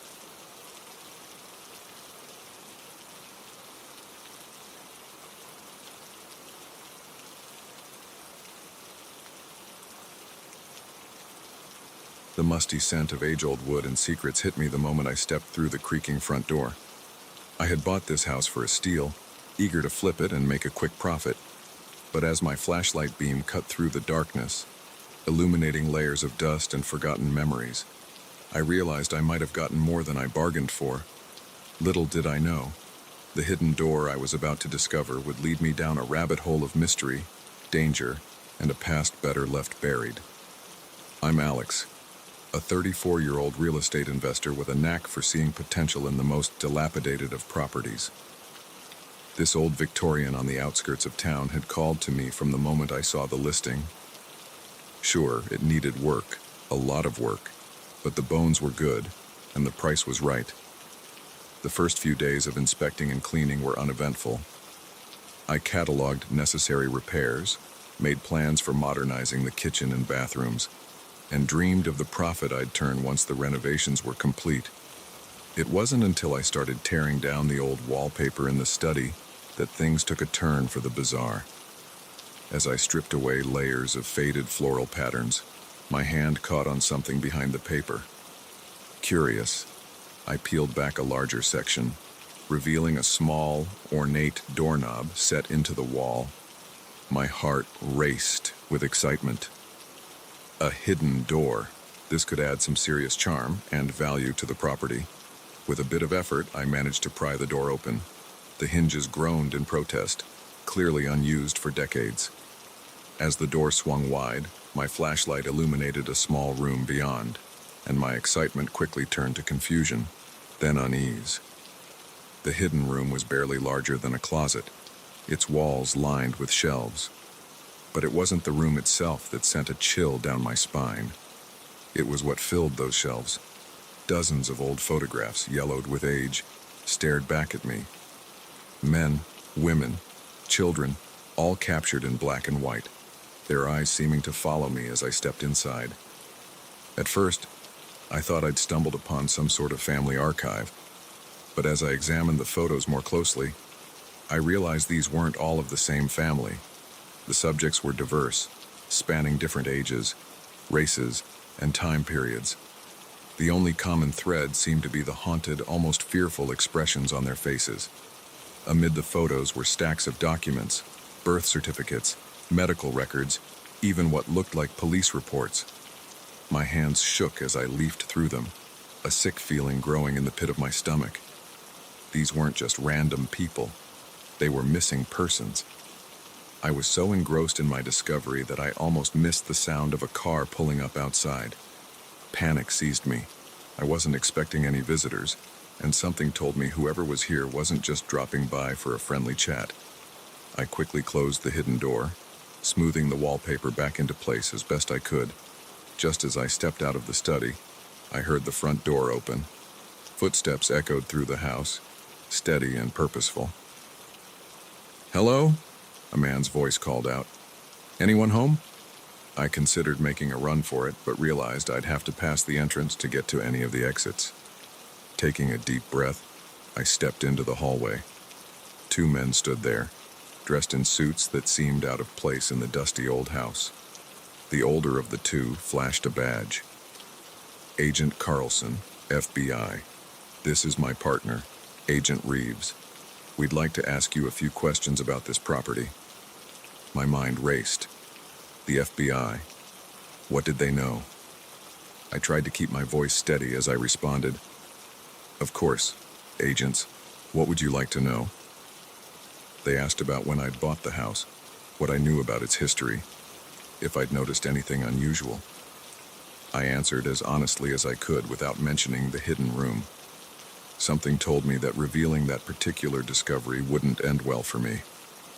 As they questioned me, I couldn't help but notice Agent Reeves's eyes darting around, almost as if he was searching for something. When his gaze lingered on the study door, my heart nearly stopped. "Mind if we take a look around?" Agent Carlson asked, though his tone made it clear it wasn't really a request. I nodded, trying to appear nonchalant. "Of course, though I should warn you, the place is a bit of a mess. I'm in the middle of renovations." They made their way through the house, inspecting each room with a thoroughness that set my nerves on edge. When they reached the study, I held my breath. Agent Reeves ran his hand along the wall where the hidden door was concealed, and for a moment, I was certain he'd find it, but his hand passed over it, and they moved on. As they prepared to leave, Agent Carlson handed me his card. "If you notice anything unusual, anything at all, give us a call." I nodded, forcing a smile. "Will do. Agents, thanks for stopping by."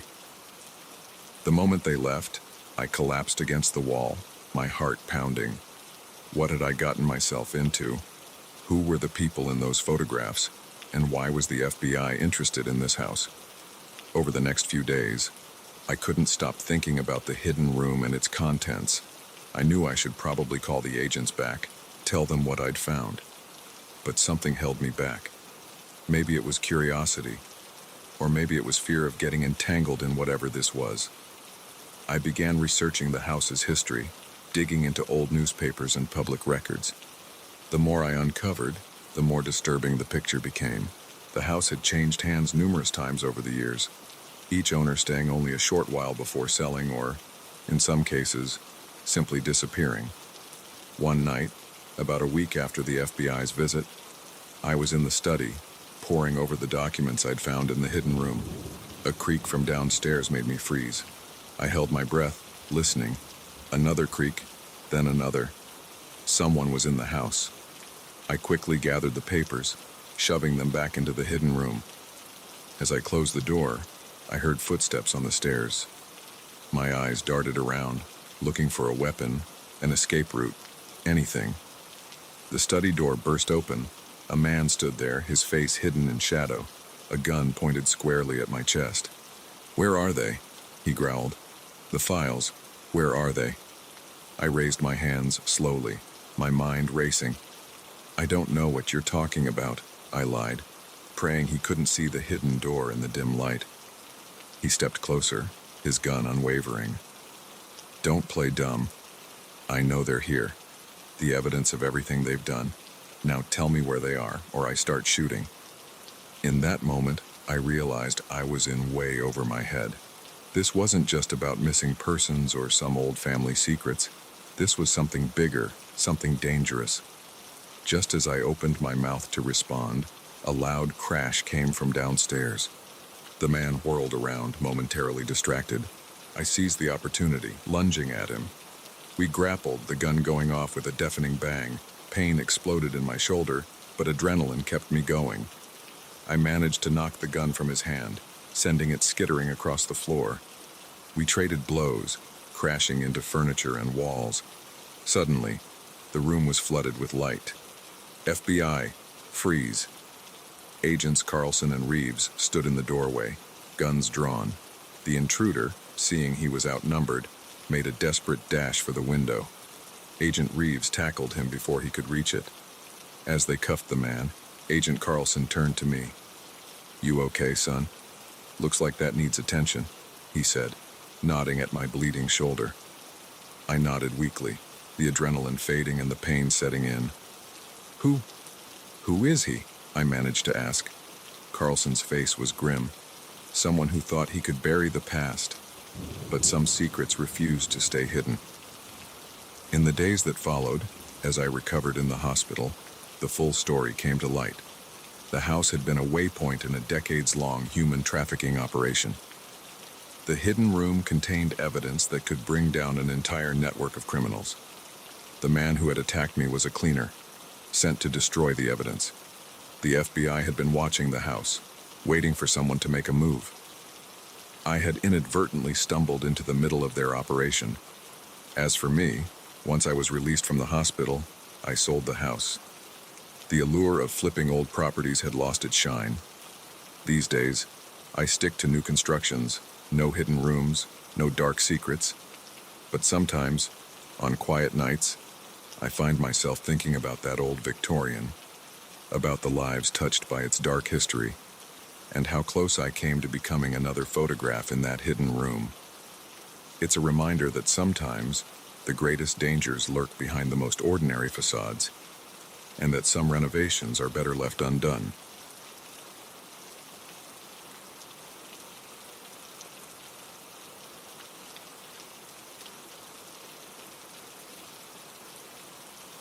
The first doll I found hanging from a tree branch sent a shiver down my spine. Its porcelain face, cracked and weathered, seemed to stare right through me with empty eyes. I told myself it was just some twisted form of forest art, a prank by local teens perhaps. But as I ventured deeper into the woods and encountered more of these eerie sentinels, I realized I had stumbled into something far more sinister than I could have ever imagined. My name is Liam, and I'm an avid hiker and nature photographer. I've always been drawn to the road less traveled, seeking out remote trails and hidden corners of wilderness that few others venture to explore. It was this passion that led me to the Blackwood Forest, a dense stretch of old-growth trees tucked away in a forgotten corner of the Pacific Northwest. I'd heard whispers about Blackwood from other hikers, tales of strange occurrences, unexplained noises, and an oppressive atmosphere that seemed to seep from the very earth. Most wrote these stories off as campfire tales, designed to spook novice hikers. But for me, they were a siren call. I was determined to capture the essence of this mysterious forest through my lens. The morning I set out was crisp and clear, a perfect day for a hike.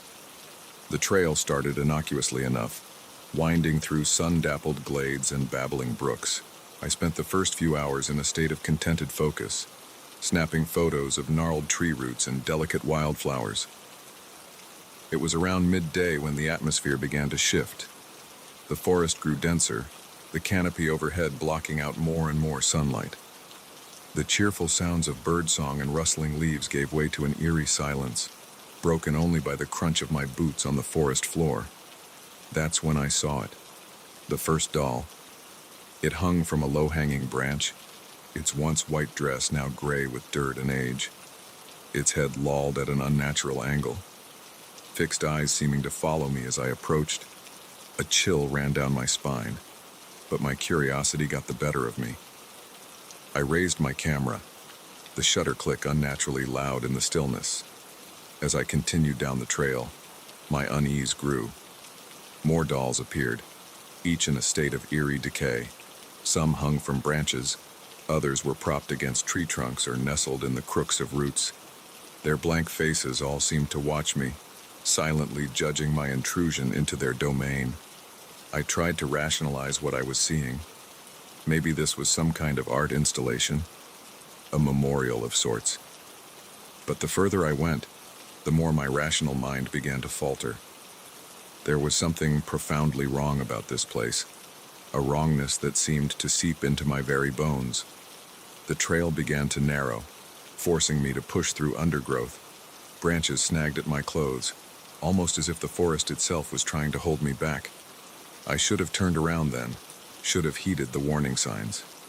But some morbid fascination drove me forward. As the day wore on and the light began to fade, the dolls became more numerous, more grotesque. Some were missing limbs or eyes. Others were so decayed they were barely recognizable as dolls at all. And yet, they all seemed to be arranged with purpose, as if each placement had some dark significance. I lost track of time, lost in a haze of growing fear and morbid fascination. It wasn't until I checked my watch and realized night was falling that panic truly set in. I needed to get out of this forest, and fast. But as I turned to retrace my steps, I realized with growing horror that I couldn't recognize the path I'd taken. The trees all looked the same in the fading light. And the dolls seemed to have multiplied, surrounding me on all sides. I broke into a run, my heart pounding in my chest. Branches whipped at my face as I crashed through the underbrush, the beam of my flashlight bouncing wildly. Every shadow seemed to hide a watching face, every rustle of leaves a reaching hand. I don't know how long I ran. Time lost all meaning in that nightmarish chase. But suddenly, I burst into a clearing and skidded to a halt, my breath coming in ragged gasps. In the center of the clearing stood a massive, gnarled oak tree, and hanging from every branch, perched on every root, were dolls, hundreds of them, maybe thousands, all facing inward. At the base of the tree was a crude altar of sorts, made of twisted branches and stone. As I stood there, frozen in horror, I became aware of a sound, a low, rhythmic chanting that seemed to come from everywhere and nowhere at once. The dolls began to sway gently, though there was no breeze. Panic overwhelmed me. I turned to flee, but found my path blocked. Figures emerged from the trees, cloaked and hooded, their faces hidden in shadow. They moved with an unnatural grace, advancing slowly but inexorably. I backed away, fumbling for my camera. If I was going to die here, I was determined to leave some evidence of what I'd found. As I raised the camera with shaking hands, the nearest figure reached up and lowered its hood. The face beneath was pallid and gaunt, with sunken eyes that glowed with an inner light. But what truly chilled me to my core was the realization that the face was familiar. It was the face of the first doll I'd encountered, now horribly, impossibly alive. The figure spoke, its voice a dry whisper that seemed to scratch at my very soul. "Welcome, photographer. We've been waiting for you." I wanted to run, to scream, to wake up from this nightmare, but I was rooted to the spot, unable to look away from those glowing eyes. "For too long, we have been forgotten," the figure continued. "Our stories lost to time, our suffering unacknowledged. But you will help us be remembered." The other figures began to close in, their hands reaching for me. I felt a tugging sensation, as if my very essence was being pulled from my body. The world began to fade around the edges, darkness creeping in. With the last of my strength, I raised my camera and pressed the shutter. The flash exploded in the darkness, momentarily blinding me, and then, nothing. I woke up 3 days later on the outskirts of Blackwood Forest, my clothes torn and dirty, my body covered in scratches and bruises. My camera was gone, as was any clear memory of what had happened after I entered that final clearing. The authorities searched the forest but found nothing. No dolls, no altar, no evidence of the horrors I'd witnessed. They put my experience down to hallucinations brought on by exhaustion and dehydration. But I know what I saw, what I felt, and sometimes, in my darkest dreams, I can still hear that dry, whispering voice. "Remember us. I don't hike anymore. I can't bear to enter any forest. for fear of what might be watching from between the trees. My photography now is confined to well-lit studios and bustling city streets. But no matter how bright the lights or how loud the urban noise, I can't shake the feeling that somewhere out there, in the depths of Blackwood Forest, those dolls are still waiting for the next unsuspecting soul to stumble upon their realm and join their silent, eternal vigil. Every time I see a doll now, in a store window or a child's arms, I can't help but shudder, because I know the truth that lurks behind those painted smiles and glass eyes. I know the hunger that resides in the heart of the forest, always seeking, always waiting. And I know that one day they may come for me again, to finish what they started, to make me remember forever.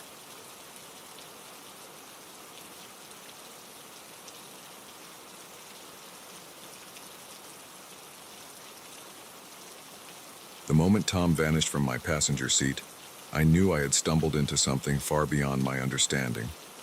1 second he was there, rain-soaked and grateful for the ride, and the next, gone. Just empty space where a person should be. But that was only the beginning of a night that would change my life forever and plunge me into a world I never knew existed. I'm Rachel, a 34-year-old software engineer. That night, I was driving home from a late meeting, the kind that leaves you drained and yearning for the comfort of your own bed. The rain was coming down in sheets, transforming the lonely stretch of highway into a treacherous river of asphalt. I was squinting through the windshield, the wipers fighting a losing battle against the deluge, when I saw him, a lone figure on the side of the road, thumb outstretched. Every instinct told me to keep driving. Pick up a stranger in this weather, in the middle of nowhere. It was the beginning of every horror movie I'd ever seen. But something, call it compassion, curiosity, or just plain foolishness, made me slow down. As I pulled over, the man rushed to the passenger side door, yanking it open and practically diving inside. He was soaked to the bone, his clothes clinging to his lanky frame. "Thanks," he gasped, pushing wet hair out of his eyes. "Thought I was going to drown out there." I nodded, still not entirely sure I'd made the right decision. "Where are you headed?" "North," he said vaguely, his eyes darting around the car. "As far as you're willing to take me." Something about his demeanor set me on edge, but I chalked it up to the stress of being stranded in such awful weather. I pulled back onto the road, the tires struggling to find traction on the slick surface. "I'm Rachel," I offered, trying to break the tension. He hesitated for a moment before responding. "Tom, nice to meet you, Rachel." We drove in silence for a while, the rhythmic swish of the wipers and the drumming of rain on the roof filling the void. I snuck glances at Tom when I could. He seemed jittery, constantly fidgeting and looking over his shoulder. "So," I ventured, "what brings you out here in this weather?" Tom's response was clipped. "Car broke down a few miles back. No cell service." I nodded, understanding the predicament. This stretch of highway was notorious for its dead zones. "Well, there's a town about 30 miles ahead. We can get you some help there." He grunted in acknowledgement, but said nothing more. The silence grew uncomfortable, and I found myself wishing I'd just kept driving. That's when it happened. I glanced over at Tom to ask if he wanted me to turn up the heat, and in that split second, he vanished. Just gone. No flash of light, no puff of smoke. One moment he was there, and the next, an empty seat. I slammed on the brakes, the car hydroplaning for a heart-stopping moment before coming to a stop on the shoulder. My mind raced, trying to make sense of what I'd just witnessed. People don't just disappear, it wasn't possible. I sat there for what felt like hours, rain pounding on the roof, my breath fogging up the windows. Was I going crazy? Had I imagined Tom entirely? Just as I was about to convince myself it had all been some sort of stress-induced hallucination, my phone rang. The screen showed an unknown number. With shaking hands, I answered. "Hello?" "Rachel." It was Tom's voice, but different somehow. Strained, urgent. "Listen carefully. You're in danger. They're coming for you." Tom? What's going on? Where are you? No time to explain. Drive. Now head for Miller's Crossing. Don't stop for anyone or anything. I'll find you there. The line went dead. My mind reeled. This couldn't be happening. But the fear in Tom's voice had been real, and some instinct deep inside me screamed that this was no joke. I threw the car into drive and peeled back onto the highway. As I accelerated, I noticed headlights in my rearview mirror. A car was approaching fast, much too fast for these conditions. My heart raced as the vehicle drew closer. It was a black SUV, its windows tinted so dark they seemed to absorb the light around them. As it pulled up alongside me, I caught a glimpse of the driver, a man in a dark suit, his face expressionless as he stared straight ahead. The SUV suddenly swerved, trying to force me off the road. I wrenched the wheel, barely maintaining control as my tires hit the gravel shoulder. This was no accident. They were trying to run me off the road. Adrenaline surged through me as I floored the accelerator. My little sedan was no match for the SUV in terms of power, but I hoped its smaller size might give me an advantage on the rain-slicked roads. What followed was the most terrifying car chase of my life. The SUV pursued relentlessly, trying again and again to force me off the road. I took turns at breakneck speeds, praying my tires would hold. Every time I thought I'd lost them, they reappeared in my rearview mirror, closing in fast. As I approached Miller's Crossing, a small town I'd passed through countless times without a second thought, my fuel light blinked on. I was running on fumes, and my pursuers showed no signs of giving up. Just as I was about to lose hope, a figure appeared in the middle of the road. I recognized Tom instantly, though he looked different, more solid somehow, and his eyes glowed with an otherworldly light. He raised his hand, and suddenly, the world around me seemed to slow. The raindrops hung suspended in the air, and the roar of the SUV's engine faded to a distant hum. Tom opened my door and pulled me out of the car with inhuman strength. "Close your eyes, Ger," he commanded. I obeyed, and the world shifted. When I opened my eyes again, we were standing in a dimly lit room that looked like a cross between a library and a mad scientist's laboratory. Books and strange artifacts lined the walls, and in the center stood a group of people, all watching us intently. "Welcome, Rachel," an elderly woman said, stepping forward. "We've been expecting you." Over the next few hours, as I sat in stunned silence, they explained everything. Tom wasn't human. He was a guardian, a being tasked with protecting the boundaries between dimensions. The men in the SUV were hunters, rogue guardians who sought to break down these boundaries for their own gain. By picking up Tom that night, I had inadvertently become involved in a war that had been raging for millennia, hidden from human eyes. My act of kindness had marked me as a potential ally, someone with the rare ability to perceive and interact with beings from other dimensions.